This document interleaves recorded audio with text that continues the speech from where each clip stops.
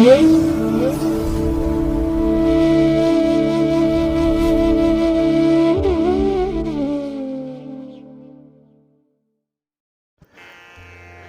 ಮಹಾಗಣಪತಿಯೇ ನಮಃ. ಶ್ರೀ ಗುರುಭ್ಯೋ ನಮಃ. ಹರಿ ಓಂ. ಸಿರಿಗನ್ನಡ ಸುದ್ದಿವಾಹಿನಿಯ ಸದಭಿಮಾನದ ಸಹೃದಯ ವೀಕ್ಷಕ ಮಹಾಶಯರೇ, ತಮಗೆಲ್ಲರಿಗೂ ಕೂಡ ಸಿರಿಗನ್ನಡ ಸುದ್ದಿವಾಹಿನಿಗೆ ಸ್ವಾಗತ. ದಯಾಮಯನಾದಂಥ ಭಗವಂತನ ಅನುಗ್ರಹ ತಮ್ಮೆಲ್ಲರಿಗೆ ಪ್ರಾಪ್ತಿಯಾಗಲಿ, ತಮ್ಮೆಲ್ಲರ ಜೀವನ ಆರೋಗ್ಯದಾಯಕವಾಗಿರಲಿ, ಸಂತೃಪ್ತಿದಾಯಕವಾಗಿರಲಿ ಎಂದು ಭಗವಂತನಲ್ಲಿ ಪ್ರಾರ್ಥನೆಯನ್ನು ಮಾಡ್ತಾ ಈ ದಿನದ ವಿಶೇಷ ಕಾರ್ಯಕ್ರಮವನ್ನು ನೋಡೋಣ. ಹಾಗೆ ದ್ವಾದಶ ರಾಶಿಯವರ ಗೋಚಾರ ಫಲಗಳು ಹೇಗಿವೆ ಅನ್ನೋದನ್ನು ಕೂಡ ತಿಳಿಯೋಣ ಬನ್ನಿ. ವೀಕ್ಷಕರೇ, ಈ ದಿನ ತಮ್ಮ ಹುಟ್ಟುಹಬ್ಬವನ್ನು ಆಚರಿಸ್ಕೊಳ್ತಾ ಇರುವಂಥ ತಮಗೆಲ್ಲರಿಗೂ ಕೂಡ ಹುಟ್ಟುಹಬ್ಬದ ಶುಭಾಶಯಗಳು. ಹಾಗೆ ಈ ದಿನಾಂಕದಂದು ವಿವಾಹವಾಗಿರುವಂಥ ದಂಪತಿಗಳಿಗೂ ಕೂಡ ವಿವಾಹ ವಾರ್ಷಿಕೋತ್ಸವದ ಶುಭಾಶಯಗಳನ್ನು ಹೇಳ್ತಾ ಭಗವಂತ ತಮಗೆಲ್ಲರಿಗೂ ಕೂಡ ಸಕಲ ಸನ್ಮಂಗಳಗಳನ್ನು ಕರುಣಿಸಲಿ ಅಂತ ಹೇಳಿ ಸಿರಿಗನ್ನಡ ಸುದ್ದಿವಾಹಿನಿಯ ಪರವಾಗಿ ಪ್ರಾರ್ಥಿಸುತ್ತೇನೆ. ಪ್ರೀತಿಯ ಬಂಧುಗಳೇ, ಈ ದಿನ 2024 ಜೂನ್ ತಿಂಗಳ 18ನೇ ತಾರೀಕು ಭೌಮವಾಸರ ಅಂದರೆ ಮಂಗಳವಾರ. ಈ ಮಂಗಳವಾರದ ನಿತ್ಯ ಪಂಚಾಂಗ ಫಲ ಹೇಗಿದೆ ನೋಡೋಣ ಬನ್ನಿ. ಶ್ರೀ ಕ್ರೋಧಿನಾಮ ಸಂವತ್ಸರೆ ಉತ್ತರಾಯಣೆ ಗ್ರೀಷ್ಮ ಋತು ಜ್ಯೇಷ್ಠ ಮಾಸ ಶುಕ್ಲ ಪಕ್ಷದ ದ್ವಾದಶಿಯ ತಿಥಿ ಈ ದಿನ ಇದೆ. ಇದು ಈ ದಿನ ಬೆಳಗಿನ ಜಾವ 5 ಗಂಟೆ 19 ನಿಮಿಷದವರೆಗೆ ಇರಲಿದೆ. ಈ ದಿನದ ನಕ್ಷತ್ರ ಸ್ವಾತಿ ನಕ್ಷತ್ರ. ಇದು ಈ ದಿನ ಮಧ್ಯಾಹ್ನ 2 ಗಂಟೆ 25 ನಿಮಿಷದವರೆಗೆ ಇರಲಿದೆ. ನಂತರ ವಿಶಾಖ ನಕ್ಷತ್ರ ಆರಂಭ ಆಗುತ್ತೆ. ಈ ದಿನದ ಕರ್ಣ ಪೂರ್ವಕರ್ಣ ವಿಷ್ಟಿ ಅಥವಾ ಭದ್ರ. ಇದು ಈ ದಿನ ಬೆಳಿಗ್ಗೆ 6 ಗಂಟೆ 26 ನಿಮಿಷದವರೆಗೆ ಇರಲಿದೆ. ನಂತರ ಉತ್ತರ ಕರ್ಣ ಭವ ಆರಂಭ ಆಗುತ್ತೆ. ಈ ದಿನದ ಯೋಗ ಶಿವಯೋಗ. ದಿಕ್ಷೂಲೆ ಉತ್ತರ ದಿಕ್ಕು. ಇನ್ನು ಈ ದಿನ ಸೂರ್ಯ ಇರುವಂತಹ ರಾಶಿ ಮಿಥುನ, ಚಂದ್ರ ಇರುವಂತಹ ರಾಶಿ ತುಲಾ. ಹಾಗೆ ಈ ದಿನ ರಾಹುಕಾಲ ಇರುವಂತಹ ಸಮಯ ಈ ದಿನ ಅಪರಾಹ್ನ 3 ಗಂಟೆ 37 ನಿಮಿಷದಿಂದ ಸಂಜೆ 5 ಗಂಟೆ 13 ನಿಮಿಷದವರೆಗೆ. ಗುಳಿಕ ಕಾಲ ಈ ದಿನ ಮಧ್ಯಾಹ್ನ 12 ಗಂಟೆ 24 ನಿಮಿಷದಿಂದ ಮಧ್ಯಾಹ್ನ 2 ಗಂಟೆ 1 ನಿಮಿಷದವರೆಗೆ. ಹಾಗೆ ಯಮಗಂಡ ಕಾಲ ಈ ದಿನ ಬೆಳಿಗ್ಗೆ 9 ಗಂಟೆ 12 ನಿಮಿಷದಿಂದ ಬೆಳಿಗ್ಗೆ 10 ಗಂಟೆ 48 ನಿಮಿಷದವರೆಗೆ ಇರಲಿದೆ. ಇನ್ನು ಈ ದಿನ ದುಷ್ಟ ಮುಹೂರ್ತ ಇರುವಂತಹ ಸಮಯ ಈ ದಿನ ಬೆಳಿಗ್ಗೆ 8 ಗಂಟೆ 10 ನಿಮಿಷದಿಂದ ಬೆಳಿಗ್ಗೆ 9 ಗಂಟೆ 6 ನಿಮಿಷದವರೆಗೆ ದುಷ್ಟ ಮುಹೂರ್ತದ ಸಮಯ.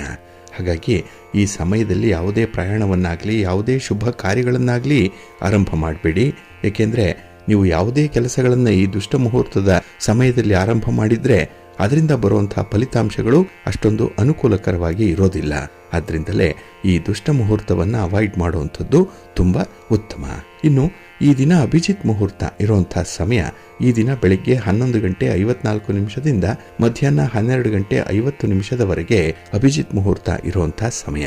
ಇನ್ನು ಈ ದಿನ ವಿಶೇಷವಾಗಿ ಅಮೃತ ಕಾಲ ಇರುವಂತಹ ಸಮಯ ಅಂತ ಹೇಳಿದ್ರೆ ಈ ದಿನ ಬೆಳಿಗ್ಗೆ 6 ಗಂಟೆ 48 ನಿಮಿಷದಿಂದ ಬೆಳಿಗ್ಗೆ 8 ಗಂಟೆ 12 ನಿಮಿಷದವರೆಗೆ ಅಮೃತ ಕಾಲದ ಸಮಯ. ಹಾಗೆ ಸೂರ್ಯೋದಯ ಆಗುವಂತಹ ಸಮಯ ಈ ದಿನ ಪ್ರಾತಃ ಕಾಲ 5 ಗಂಟೆ 52 ನಿಮಿಷಕ್ಕೆ, ಸೂರ್ಯಾಸ್ತ ಸಂಜೆ 6 ಗಂಟೆ 47 ನಿಮಿಷಕ್ಕೆ. ಇನ್ನು ಈ ದಿನ ವಿಶೇಷವಾಗಿ ಚಂದ್ರನ ಬಲ ಇರುವಂತಹ ರಾಶಿಗಳು ಅಂತ ಹೇಳಿದ್ರೆ ಮೇಷ, ವೃಷಭ, ಸಿಂಹ, ತುಲಾ, ಧನಸ್ಸು ಮತ್ತೆ ಮಕರ. ಈ 6 ರಾಶಿಯವರಿಗೆ ಗೋಚಾರದಲ್ಲಿ ಚಂದ್ರನಿಂದ ಶುಭ ಫಲಗಳ ಯೋಗ ಇರುತ್ತೆ. ಇನ್ನು ಉಳಿದ 6 ರಾಶಿಯವರಿಗೆ ಮಿಶ್ರ ಫಲದ ಯೋಗ ಇರುತ್ತೆ. ಅದನ್ನು ಮುಂದೆ ದ್ವಾದಶ ರಾಶಿಯವರ ಗೋಚಾರ ಫಲಗಳನ್ನ ನೋಡುವಂತಹ ಸಂದರ್ಭದಲ್ಲಿ ಮತ್ತಷ್ಟು ವಿಚಾರಗಳನ್ನ ತಿಳ್ಕೊಳ್ಳೋಣ. ಇನ್ನು ಈ ದಿನದ ಹೊರಾದ ಅಧಿಪತಿ ಕುಜ. ಕುಜ ಅಂತ ಹೇಳಿದ್ರೆ ಭೂಮಿಕಾರಕ. ಹಾಗಾಗಿ ಈ ಭೂಮಿಗೆ ಸಂಬಂಧಪಟ್ಟಂತಹ ವಿಚಾರಗಳು, ಆಸ್ತಿ ಅಂದ್ರೆ ಮನೆ, ಸೈಟು, ಜಮೀನು ಇತ್ಯಾದಿ ವಿಚಾರಗಳಲ್ಲಿ ನೀವು ಮಾರಾಟಗಾರರಾಗಲಿ ಅಥವಾ ಖರೀದಿ ಮಾಡುವಂತಹ ಪ್ರಕ್ರಿಯೆಯಲ್ಲಿರಲಿ ನಿಮಗೆ ಅನುಕೂಲತೆಗಳು ಇರುತ್ತೆ. ಹಾಗೆ ಈ ಭೂಮಿಯಿಂದ ನಿಮಗೆ ವಿಶೇಷವಾದಂತಹ ಒಂದು ಪ್ರಗತಿ ಈ ದಿನ ಕಂಡು ಬರುತ್ತೆ. ಹಾಗೆ ಕುಜ ವಿಶೇಷವಾಗಿ ಅಧಿಕಾರಕ್ಕೆ, ಸಾಹಸಕ್ಕೆ, ಆಕ್ರಮಣ ಮಾಡುವಂತಹ ಬುದ್ಧಿಗೆ, ಶಕ್ತಿಗೆ, ಅಹಂಕಾರಕ್ಕೂ ಇದಕ್ಕೂ ಕೂಡ ಕಾರಕನಾಗಿರುವಂಥವನು ಕುಜ. ಹಾಗಾಗಿ ಈ ದಿನ ಯಾರೋ ಸ್ಪರ್ಧೆಯಲ್ಲಿ ಭಾಗವಹಿಸ್ತಾ ಇದ್ದಾರೆ ಕ್ರೀಡಾಪಟುಗಳು ಅತ್ಯುತ್ತಮವಾದಂತಹ ಫಲಗಳನ್ನು ಪಡ್ಕೊಳ್ತೀರಿ. ಇನ್ನು ಸ್ಪರ್ಧಾತ್ಮಕ ಪರೀಕ್ಷೆಯಲ್ಲಿ ಭಾಗವಹಿಸ್ತಾ ಇರುವಂತಹ ವಿದ್ಯಾರ್ಥಿಗಳು, ಪೂರ್ವ ಸಿದ್ಧತೆಯಲ್ಲಿರುವಂಥವ್ರು, ಇವ್ರಿಗೂ ಕೂಡ ಉತ್ತಮವಾದಂತಹ ಅವಕಾಶಗಳು ಇರುತ್ತೆ. ಹೊಸ ಹೊಸ ವಿಚಾರಗಳನ್ನು ತಿಳ್ಕೊಳ್ತೀರಿ. ನಿಮಗೆ ಬೇಕಾದಂತಹ ಸುದ್ದಿ ನಿಮಗೆ ತಲುಪತ್ತೆ ಈ ದಿನದಲ್ಲಿ. ಹಾಗಾಗಿ ಈ ದಿನ ಸಾಹಸ ಕೆಲಸಗಳನ್ನು ಮಾಡುವಂಥವರು, ಸ್ಪರ್ಧೆಯಲ್ಲಿ ಭಾಗವಹಿಸುವಂಥವ್ರಿಗೂ ಕೂಡ ಈ ದಿನ ವಿಶೇಷವಾದಂತಹ ಜಯ ಪ್ರಾಪ್ತಿಯಾಗುತ್ತೆ. ಇನ್ನು ಈ ದಿನ ಇರುವಂತಹ ಗುರುಹೋರ ಏನಿದೆ ಇದು ಕೂಡ ತುಂಬಾ ಅನುಕೂಲಕರವಾಗಿರುವಂಥದ್ದು. ಹಾಗಾಗಿ ನೀವು ಯಾವುದೇ ಕೆಲಸವನ್ನ ಈ ದಿನ ಗುರುಹೋರದಲ್ಲಿ ಆರಂಭ ಮಾಡಿ, ನಿಮ್ಮ ಪ್ರಯಾಣವನ್ನು ಆರಂಭ ಮಾಡಿ ಒಳ್ಳೆಯದಾಗತ್ತೆ. ಇದು ಈ ದಿನ ಬೆಳಿಗ್ಗೆ 4:58 ಬೆಳಿಗ್ಗೆ 5:54 ಇನ್ನು ಮಧ್ಯಾಹ್ನ 12:20 ಮಧ್ಯಾಹ್ನ 1:24 ಹಾಗೆ ರಾತ್ರಿ 7:42 ರಾತ್ರಿ 8:38 ಗುರುಹೋರ ಇರುವಂತಹ ಸಮಯ. ಇದನ್ನ ನೀವು ಅನುಸರಣೆ ಮಾಡಬಹುದು, ಒಳ್ಳೆಯದಾಗತ್ತೆ. ಹಾಗೆ ಈ ದಿನ ಇರುವಂತಹ ಶನಿಹೋರ ಏನಿದೆ ಇದು ಸ್ವಲ್ಪ ನಿಧಾನವಾಗಿ ನಡೆಯುವಂಥದ್ದು, ಮಂದಗತಿಯಲ್ಲಿ ನಡೆಯುತ್ತೆ. ಆದ್ರಿಂದಲೇ ಪ್ರಮುಖವಾಗಿರುವಂತಹ ಕೆಲಸ ಕಾರ್ಯಗಳನ್ನ ಈ ದಿನ ಇರುವಂತಹ ಶನಿಹೋರದಲ್ಲಿ ಆರಂಭ ಮಾಡಬೇಡಿ. ಇದು ಈ ದಿನ ಬೆಳಿಗ್ಗೆ 11:16 ಮಧ್ಯಾಹ್ನ 12:20 ಇನ್ನು ಸಂಜೆ 6:47 ಸಂಜೆ 7:42 ಹಾಗೆ ರಾತ್ರಿ 1:16 ರಾತ್ರಿ 2:11 ಶನಿಹೋರ ಇರುವಂತಹ ಸಮಯ. ಇನ್ನು ಈ ದಿನ ಇರುವಂತಹ ರವಿಹೋರ ಬಹಳ ಚೆನ್ನಾಗಿದೆ, ಹೈಲಿ ಬೆನಿಫಿಷಿಯಲ್ ಆಗಿರುವಂಥದ್ದು, ತುಂಬ ಫೇವರಬಲ್ ಆಗಿರುತ್ತೆ. ಅದರಲ್ಲೂ ರಾಜಕಾರಣಿಗಳಿಗೆ, ರಾಜಕೀಯ ಕ್ಷೇತ್ರದಲ್ಲಿರುವಂಥವ್ರಿಗೆ ಅತ್ಯುತ್ತಮವಾದಂತಹ ಒಂದು ಫಲಿತಾಂಶ ಸಿಕ್ಕುವಂಥದ್ದು ನಿಮ್ಮ ಕೆಲಸ ಕಾರ್ಯಗಳು ಈ ದಿನ ಇರುವಂತಹ ರವಿಹೋರದಲ್ಲಿ ಆರಂಭ ಆದರೆ. ಹಾಗೆ ಸರ್ಕಾರದ ಮಟ್ಟದಲ್ಲಿ ಆಗಬೇಕಾಗಿರುವಂತಹ ಕೆಲಸಗಳು ಅಥವಾ ಯಾವುದೇ ಇಲಾಖೆಗಳಲ್ಲಿ ನಿಮಗೆ ಆಗಬೇಕಾಗಿರುವಂತಹ ಕೆಲಸ ಕಾರ್ಯಗಳು ಇದ್ರೂ ಕೂಡ ಅದನ್ನು ರವಿಹೋರದಲ್ಲಿ ಪ್ರಾರಂಭ ಮಾಡಿ, ಒಳ್ಳೆಯ ಫಲ, ಬಹಳ ಶೀಘ್ರವಾದಂತಹ ಫಲಿತಾಂಶ ನಿಮಗೆ ಸಿಕ್ಕತ್ತೆ. ಇದು ಈ ದಿನ ಬೆಳಿಗ್ಗೆ 6:58 ಬೆಳಿಗ್ಗೆ 8:02 ಇನ್ನು ಮಧ್ಯಾಹ್ನ 2:29 ಮಧ್ಯಾಹ್ನ 3:33 ಹಾಗೆ ರಾತ್ರಿ 9:33 ರಾತ್ರಿ 10:29 ರವಿಹೋರ ಇರುವಂತಹ ಸಮಯ. ಇದನ್ನು ನೀವು ಅನುಸರಣೆ ಮಾಡಿ ಒಳ್ಳೆಯದಾಗತ್ತೆ. ಆದರೆ ಈ ದಿನ ಇರುವಂತಹ ಚಂದ್ರಹೋರವನ್ನು ಸ್ವಲ್ಪ ಅವಾಯ್ಡ್ ಮಾಡಬೇಕು. ಅದರಲ್ಲೂ ಹಾಲು, ನೀರು, ಎಣ್ಣೆ, ಪೆಟ್ರೋಲ್, ಕೆಮಿಕಲ್ಸ್ ಇತ್ಯಾದಿ ದ್ರವ ಪದಾರ್ಥಗಳನ್ನು ವ್ಯಾಪಾರ ಮಾಡುವಂಥವ್ರು ಅಥವಾ ಖರೀದಿ ಮಾಡುವಂಥವ್ರು ಸ್ವಲ್ಪ ಎಚ್ಚರಿಕೆಯಿಂದ ಇರಿ. ಇದು ಈ ದಿನ ಬೆಳಿಗ್ಗೆ 10:11 ಬೆಳಿಗ್ಗೆ 11:16 ಇನ್ನು ಸಂಜೆ 5:42 ಸಂಜೆ 6:47 ಹಾಗೆ ರಾತ್ರಿ 12:20 ರಾತ್ರಿ 1:16 ಚಂದ್ರಹೋರ ಇರುವಂತಹ ಸಮಯ. ಇದನ್ನು ಸ್ವಲ್ಪ ಅವಾಯ್ಡ್ ಮಾಡ್ಕೊಳ್ಳಿ, ಒಳ್ಳೆಯದಾಗತ್ತೆ. ಹಾಗಾಗಿ ಬಂಧುಗಳೇ, ನಿಮ್ಮ ಯಾವುದೇ ಕೆಲಸಗಳಿರಲಿ, ಯಾವುದೇ ರೀತಿಯ ಚಟುವಟಿಕೆಗಳಿರಲಿ, ಅದನ್ನು ಉತ್ತಮವಾದಂತಹ ಮುಹೂರ್ತದಲ್ಲಿ ಆರಂಭ ಮಾಡಿ. ಒಳ್ಳೆಯ ಸಮಯ ಯಾವುದು ಆ ದಿನದಲ್ಲಿದೆ ಅನ್ನೋಂಥದ್ದನ್ನು ತಿಳ್ಕೊಳ್ಳಿ. ಆಯಾ ದಿನದ ತಿಥಿ, ವಾರ, ನಕ್ಷತ್ರ, ಯೋಗ, ಕರಣ ಈ ಪಂಚ ಅಂಗಗಳ ಬಗ್ಗೆ ತಿಳ್ಕೊಳ್ಬೇಕು. ಇದನ್ನು ಪ್ರತಿನಿತ್ಯ ಶ್ರವಣ ಮಾಡ್ತಾ ಇದ್ದೀರಿ, ಬಹಳ ಪುಣ್ಯದ ಕೆಲಸ ಮಾಡ್ತಾ ಇದ್ದೀರಿ, ಅದನ್ನು ಅನುಸರಣೆ ಮಾಡಬೇಕು. ಹಾಗಾಗಿ ಪ್ರತಿನಿತ್ಯ ಸಿರಿಗನ್ನಡ ಸುದ್ದಿವಾಹಿನಿ ಪ್ರಸಾರ ಮಾಡುವಂತಹ ಈ ಪಂಚಾಂಗದ ವಿವರಗಳನ್ನು ಕೇಳಿಸ್ಕೊಳ್ಳಿ. ಇದನ್ನು ಅನುಸರಣೆ ಮಾಡಿ ಖಂಡಿತ ನಿಮ್ಮ ಪ್ರಯತ್ನ ಯಶಸ್ವಿಯಾಗುತ್ತೆ. ಏಕೆಂದರೆ ಆಯಾ ದಿನದಲ್ಲಿ ಶುಭ ಮುಹೂರ್ತಗಳು ಯಾವುದಿದೆ, ಯಾವ ರಾಶಿಗೆ ಚಂದ್ರನ ಬಲ ಇದೆ, ಯಾವ ಹೊರದಲ್ಲಿ ಯಾವ ಕೆಲಸಗಳನ್ನು ಮಾಡಬೇಕು ಅನ್ನುವಂಥ ವಿಚಾರಗಳನ್ನು ಇಲ್ಲಿ ತಿಳಿಸಲಾಗ್ತಾ ಇದೆ. ಅದನ್ನು ಅನುಸರಣೆ ಮಾಡೋದ್ರಿಂದ ಖಂಡಿತ ನಿಮ್ಮ ಪ್ರಯತ್ನ 100% ಯಶಸ್ವಿಯಾಗುತ್ತೆ. ನೀವು ಅಂದುಕೊಂಡಂತಹ ಫಲಿತಾಂಶಗಳನ್ನು ಪಡ್ಕೊಳ್ಳಿಕ್ಕೂ ಸಹಾಯಕವಾಗುತ್ತೆ. ಹಾಗಾಗಿ ಇದನ್ನು ನೀವು ನಂಬಿಕೆಯಿಂದ, ನಿಷ್ಠೆಯಿಂದ ಅನುಷ್ಠಾನ ಮಾಡಿಕೊಳ್ಳಿ, ಒಳ್ಳೆಯದಾಗತ್ತೆ. ಇನ್ನು ಬಂಧುಗಳೇ, ಈಗಾಗಲೇ ತಾವು ಸಾಕಷ್ಟು ಪ್ರಶ್ನೆಗಳನ್ನು ಕೇಳ್ತಾ ಇದ್ದೀರಿ. ಅದಕ್ಕೆ ಸಮಯ ಅವಕಾಶ ಇದ್ದಾಗಲೆಲ್ಲ ನಾವು ಉತ್ತರಗಳನ್ನು ನೀಡ್ತಾ ಬಂದಿದ್ದೇವೆ. ಇನ್ನು ಕೆಲವರು ಗುರು ಕಾಣಿಕೆಯನ್ನು ಕೊಟ್ಟಿದ್ದೀರಿ, ಆದರೆ ಉತ್ತರ ಬಂದಿಲ್ಲ ಅನ್ನುವಂಥ ವಿಚಾರವನ್ನು ತಿಳಿಸಿದ್ದೀರಿ. ಇನ್ನು ಒಂದು 7-8 ವೀಕ್ಷಕ ಬಂಧುಗಳಿಗೆ ನಾವು ಉತ್ತರವನ್ನು ತಿಳಿಸಬೇಕಾಗಿದೆ. ಹಾಗಾಗಿ ಗುರು ಕಾಣಿಕೆಯನ್ನು ಕೊಟ್ಟು ಇಲ್ಲಿಯವರೆಗೆ ಉತ್ತರ ಬರದೇ ಇರುವಂಥವರು ದಯಮಾಡಿ ಈ ದಿನ ಒಂದು ರಿಮೈಂಡರ್ ಹಾಕಿ. ಹಾಗಾಗಿ ನಾಳೆಯ ದಿನ ನೀವು ನಿಮ್ಮ ಪ್ರಶ್ನೆಗೆ ಉತ್ತರವನ್ನು ಸೂಕ್ತವಾದ ರೀತಿಯಲ್ಲಿ ಪಡ್ಕೊಳ್ತೀರಿ ಅನ್ನುವಂಥ ವಿಚಾರಗಳನ್ನು ಹೇಳ್ತಾ, ಇನ್ನು ಯಾವುದೇ ರೀತಿಯ ಪ್ರಶ್ನೆಗಳಿರಲಿ, ಸಮಸ್ಯೆಗಳಿರಲಿ, ಸಲಹೆಗಳಿರಲಿ, ಅದನ್ನು ಈಗ ಕೊಟ್ಟಿರುವಂಥ ಈ ಸ್ಕ್ರೀನ್ ಮೇಲೆ ಬರ್ತಾ ಇರುವಂಥ ವಾಟ್ಸಾಪ್ ನಂಬರ್ಗೆ ನೀವು ತಿಳಿಸಿ. ಅದರಲ್ಲಿ ನಿಮ್ಮ ಹೆಸರು ರಿಜಿಸ್ಟರ್ ಆಗುತ್ತೆ. ಇದರಿಂದ ನೀವು ಕೇಳುವಂತಹ ಪ್ರಶ್ನೆಗಳಿಗೆ ಉತ್ತರವನ್ನು ಪಡ್ಕೊಳ್ಳಿಕ್ಕೆ ಸಾಧ್ಯವಾಗುತ್ತೆ. ಜೊತೆಗೆ ನಾವು ತಿಳಿಸುವಂತಹ ಕೆಲವು ಹೊಸ ವಿಚಾರಗಳನ್ನು ಕೂಡ ಹಾಗಾಗಿ ಪಡ್ಕೊಳ್ಳಿಕ್ಕೆ ಅನುಕೂಲವಾಗುತ್ತೆ ಅನ್ನುವಂಥ ಹಿನ್ನೆಲೆಯಲ್ಲಿ ನೀವು ಈ ವಾಟ್ಸಾಪ್ ಗ್ರೂಪ್ಗೆ ರಿಜಿಸ್ಟರ್ ಮಾಡ್ಕೊಳ್ಳಿ ಅಂತ ಹೇಳ್ತಾ, ಇನ್ನು ನೀವು ಎಷ್ಟೇ ಪ್ರಯತ್ನ ಪಟ್ಟರೂ ಕೂಡ ಕೆಲವು ಮನೆಗಳಲ್ಲಿ ಕೆಲಸಗಳಾಗ್ತಾ ಇಲ್ಲ ಅನ್ನುವಂಥ ಒಂದು ದೂರು ಇದೆ. ಏಕೆಂದರೆ ಏನೇನೋ ಶಾಂತಿ ಮಾಡಿಸಿದ್ವಿ, ಏನೋ ಹೋಮ ಹವನಾದಿಗಳನ್ನು ಮಾಡಿಸಿದ್ವಿ, ದೇವಸ್ಥಾನಕ್ಕೆ ಹೋದ್ವಿ, ಪರಿಹಾರ ಮಾಡಿಕೊಂಡ್ವಿ, ಆದರೂ ಕೂಡ ಕೆಲಸ ಕೈಗೂಡ್ತಾ ಇಲ್ಲ. ನಮಗೆ ಜೀವನದಲ್ಲಿ ತುಂಬ ದುಃಖ ಉಂಟಾಗ್ತಾ ಇದೆ. ಹಾಗೆ ಈ ಮನೆಯಲ್ಲಿ ಏನೋ ಒಂದು ರೀತಿಯಲ್ಲಿ ಪ್ರೇತ ಬಾಧೆ ಅನ್ನುವಂಥದ್ದು ಕಾಡಿಸ್ತಾ ಇದೆ. ಯಾರೋ ನಮಗೆ ಏನೋ ಮಾಡಿಸ್ಬಿಟ್ಟಿದ್ದಾರೆ ಅನ್ನುವಂಥ ಭಾವನೆ ಬರ್ತಾ ಇದೆ. ಸಂತತಿ ಹಾನಿಯಾಗಿದೆ, ರೋಗ ರುಜಿನಗಳು ಇದ್ದೇ ಇದೆ, ಇನ್ನು ಧನ ನಷ್ಟ ಉಂಟಾಗ್ತಾ ಇದೆ, ಮಕ್ಕಳ ವಿವಾಹ ನಡೀತಾ ಇಲ್ಲ, ಮನೆಯಲ್ಲಿ ಯಾವಾಗಲೂ ಕೂಡ ದುಃಖದ ವಾತಾವರಣ ಇದೆ, ಯಾವಾಗಲೂ ಜಗಳ ಇದೆ. ಹೀಗೆ ಮನೆಯಲ್ಲಿ ಶಾಂತಿ ಇಲ್ಲ, ನೆಮ್ಮದಿ ಇಲ್ಲ, ಏಳಿಗೆ ಇಲ್ಲ, ಸಮೃದ್ಧಿ ಇಲ್ಲ, ಸಂತೃಪ್ತಿ ಇಲ್ಲ, ಈ ರೀತಿ ಇರುವಂಥದ್ದು. ಜೊತೆಗೆ ಮಕ್ಕಳಲ್ಲಿ ವಿದ್ಯಾಭ್ಯಾಸ ಆಗುವಂಥದ್ದು ಅದು ಕೊರತೆ.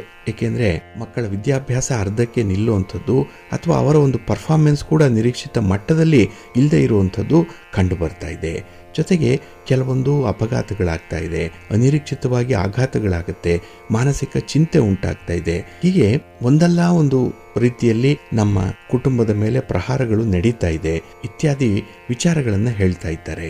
ಆದರೆ ಈಗ ಗಮನಿಸಬೇಕಾಗಿರುವಂತಹ ವಿಚಾರಗಳು ಏನಂತಂದ್ರೆ, ಇದಕ್ಕೆ ಪರಿಹಾರ ಇಲ್ವೇ ಅನ್ನುವಂಥ ವಿಚಾರ ಕೂಡ ಮನಸ್ಸಿಗೆ ಬರುತ್ತೆ. ಹಾಗಾಗಿ ಈ ಒಟ್ಟಾರೆ ನಿಮ್ಮ ಕುಟುಂಬದ ಪ್ರಗತಿ ಆಗ್ತಾ ಇಲ್ಲ, ಎಲ್ಲೋ ಒಂದು ಕಡೆ ದುಃಖದ ವಾತಾವರಣ ಇದೆ, ಸೋಮಾರಿತನ ಕಾಡ್ತಾ ಇದೆ ಆ ಕುಟುಂಬಕ್ಕೆ ಅಂತ ಹೇಳಿದ್ರೆ ಅದು ಪಿತೃ ಶಾಪದಿಂದ ಆಗ್ತಾ ಇರ್ಬೋದು.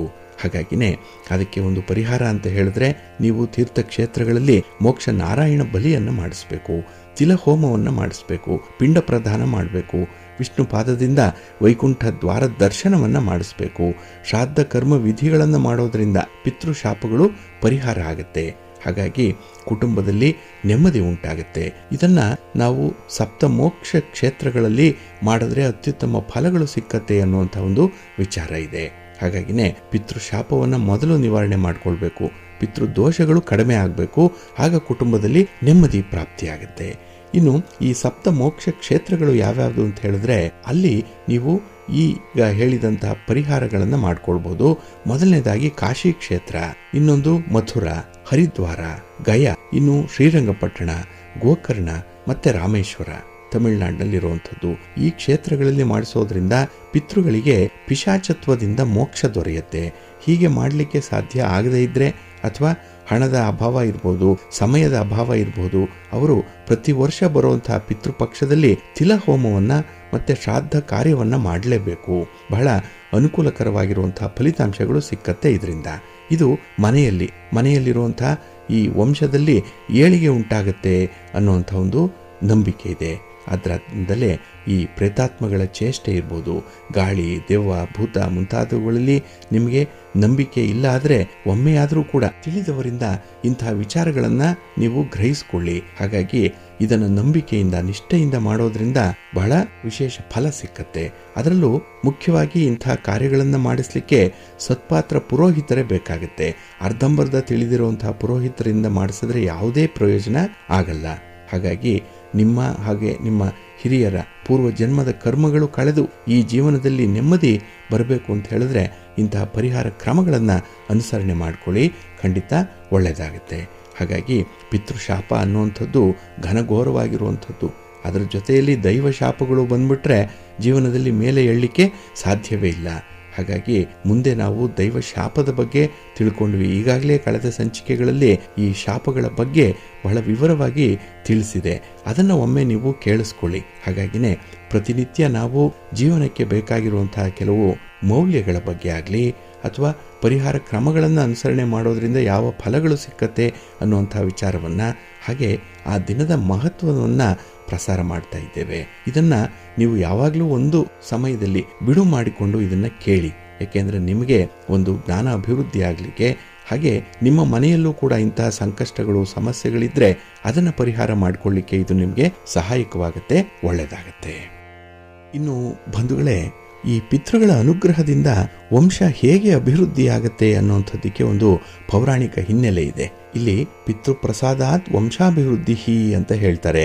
ಅಂದರೆ ಪಿತೃಗಳ ಅನುಗ್ರಹದಿಂದಲೇ ವಂಶ ಅಭಿವೃದ್ಧಿಯಾಗತ್ತೆ, ವಂಶವನ್ನು ಪಿತೃಗಳು ಬೆಳಗಿಸ್ತಾರೆ ಅನ್ನುವಂಥ ಒಂದು ವಿಚಾರ ಇದೆ. ಇಲ್ಲಿ ಒಂದು ಉದಾಹರಣೆಯನ್ನು ಗಮನಿಸಬಹುದು. ಜರತ್ಕಾರು ಅನ್ನುವಂಥ ಒಬ್ಬ ಮಹಾ ತಪಸ್ವಿಯಾದಂತಹ ಋಷಿ. ಅವನು ಗ್ರಾಮೈಕ ರಾತ್ರಿ ಸಂಚಾರ ಮಾಡ್ತಾ ನಿರಾಹಾರದಿಂದ ಸ್ವರ್ಗಿ ಕಟ್ಟಿಗೆ ಅಂತಾಗಿರ್ತಾನೆ. ಅಂದ್ರೆ ಕೃಷಕಾಯ, ಬಹಳ ಸಣ್ಣಗಿರ್ತಾನೆ. ಭೂಮಂಡಲದಲ್ಲಿ ಸಂಚಾರ ಮಾಡ್ತಾ ಇದ್ದಾಗ ಒಂದು ದಿನ ಅರಣ್ಯದಲ್ಲಿ ಒಂದು ದೊಡ್ಡ ತಗ್ಗಿನಲ್ಲಿ ಹುಲ್ಲು ಕಡ್ಡಿಯನ್ನ ಹಿಡ್ಕೊಂಡು ಹಾಳು ಬಾವಿಗೆ ಕೆಳಗೆ ಮುಖ ಮಾಡಿ ಜೋತಾಡ್ತಾ ಇದ್ದಂತಹ ತನ್ನ ಪಿತಾಮಹರನ್ನ ನೋಡ್ತಾನೆ. ಅವರ ಈ ದುರ್ದಶೆಯನ್ನು ಕಂಡು ಜರತ್ಕಾರು ತುಂಬಾ ಕನಿಕರದಿಂದ ದುಃಖದಿಂದ ಅವರನ್ನ ಕೇಳ್ತಾನೆ, ಸ್ವಾಮಿ, ನೀವು ಯಾರು? ಹೀಗೇಕೆ ತಲೆ ಕೆಳಗಾಗಿ ನೇತಾಡ್ತಾ ಇದ್ದೀರಿ? ನಿಮ್ಮನ್ನ ಈ ದುರವಸ್ಥೆಯಿಂದ ಪಾರು ಮಾಡಲಿಕ್ಕೆ, ನನ್ನ ತಪಸ್ಸಿನ ಫಲವನ್ನ ಕೊಡ್ಲಿಕ್ಕೆ ನಾನು ಸಿದ್ಧ ಇದ್ದೇನೆ. ನಾನು ನಿಮ್ಮ ದುಃಖವನ್ನ ನಿವಾರಣೆ ಮಾಡಲಿಕ್ಕೆ ನನಗೆ ಇಷ್ಟ ಆಗ್ತಾ ಇದೆ. ಹಾಗಾಗಿ ಯಾವುದರ ಮೂಲಕ ನಿಮಗೆ ಈ ದುಃಖ ಪ್ರಾಪ್ತಿಯಾಗಿದೆ ದಯಮಾಡಿ ತಿಳಿಸಿ ಅಂತ ಹೇಳ್ತಾರೆ. ಆಗ ತಲೆ ಕೆಳಗಾಗಿ ಹಾಳು ಬಾವಿಯಲ್ಲಿ ಜೋಡ್ತಾಡ್ತಾ ಇದ್ದಂತಹ ಪಿತೃಗಳು, ಮಗು, ತಪಸ್ಸಿನ ಪುಣ್ಯ ನಮ್ಮಲ್ಲೂ ಬೇಕಾದಷ್ಟಿದೆ. ನಿನ್ನ ತಪ ಫಲವನ್ನು ತೆಗೆದುಕೊಂಡು ನಾವು ಏನು ಮಾಡ್ತೀವಿ ಈಗ? ಆದರೆ ನಮ್ಮ ವಂಶದಲ್ಲಿ ಈಗ ಜರತ್ಕಾರು ಅನ್ನುವಂಥವನು ಕೊನೆಯ ಮನುಷ್ಯನಾಗಿದ್ದಾನೆ. ಅವನು ಬ್ರಹ್ಮಚಾರಿ. ಆ ವ್ರತದಲ್ಲೇ ಇದ್ದು ತಪಸ್ವಿಯಾಗಿ ಎಲ್ಲೆಲ್ಲೆಯೋ ತಿರುಗಾಡ್ತಾ ಇದ್ದಾನೆ. ಅವನೊಬ್ಬ ಮದುವೆ ಆಗದ್ದರಿಂದ ಮುಂದೆ ನಮ್ಮ ವಂಶವೇ ನಿಸ್ಸಂತಾನವಾಗಿ ಹೋಗುತ್ತೆ. ಆದ್ರಿಂದ ಈ ನರಕದಲ್ಲಿ ಒಂದೇ ಒಂದು ಆಶಾ ತಂತುವನ್ನು ಹಿಡ್ಕೊಂಡು ಇಲ್ಲಿ ಜೋತಾಡ್ತಾ ಇದ್ದೇವೆ. ಅವನು ಕೂಡ ಈಗ ಮುದುಕನಾಗ್ತಾ ಇದ್ದಾನೆ. ಅವನೊಬ್ಬ ಸತ್ತು ಹೋದ್ರೆ ನಾವೀಗ ಕೈಯಲ್ಲಿ ಹಿಡಿದ ಹುಲ್ಲಿನ ಎಳೆಯೂ ಕೂಡ ಹರಿದು ಹೋಗುತ್ತೆ. ಈ ನರಕ ಪ್ರಪಾತದಲ್ಲಿ ನಾವು ಬಿದ್ದು ಹೋಗ್ತೇವೆ. ಹಾಗಾಗಿ ನಿಮಗೆಲ್ಲಿಯಾದರೂ ನಮ್ಮ ವಂಶದ ಏಕಮಾತ್ರ ಕುಡಿಯಾದಂತಹ ಜರತ್ಕಾರು ಕಂಡ್ರೆ ಅವನಿಗೆ ಪಿತೃಗಳು ನರಕದಲ್ಲಿ ನರಳುತ್ತಾ ಇದ್ದಾರೆ. ಹಾಗಾಗಿ ನಿನ್ನ ನೈಷ್ಠಿಕ ಬ್ರಹ್ಮಚರ್ಯದಿಂದ ಅವರನ್ನು ಪಾರು ಮಾಡುವಂತ ತಿಳಿಸು ಅನ್ನುವಂಥ ವಿಚಾರವನ್ನ ಕೇಳ್ಕೊಳ್ತಾರೆ.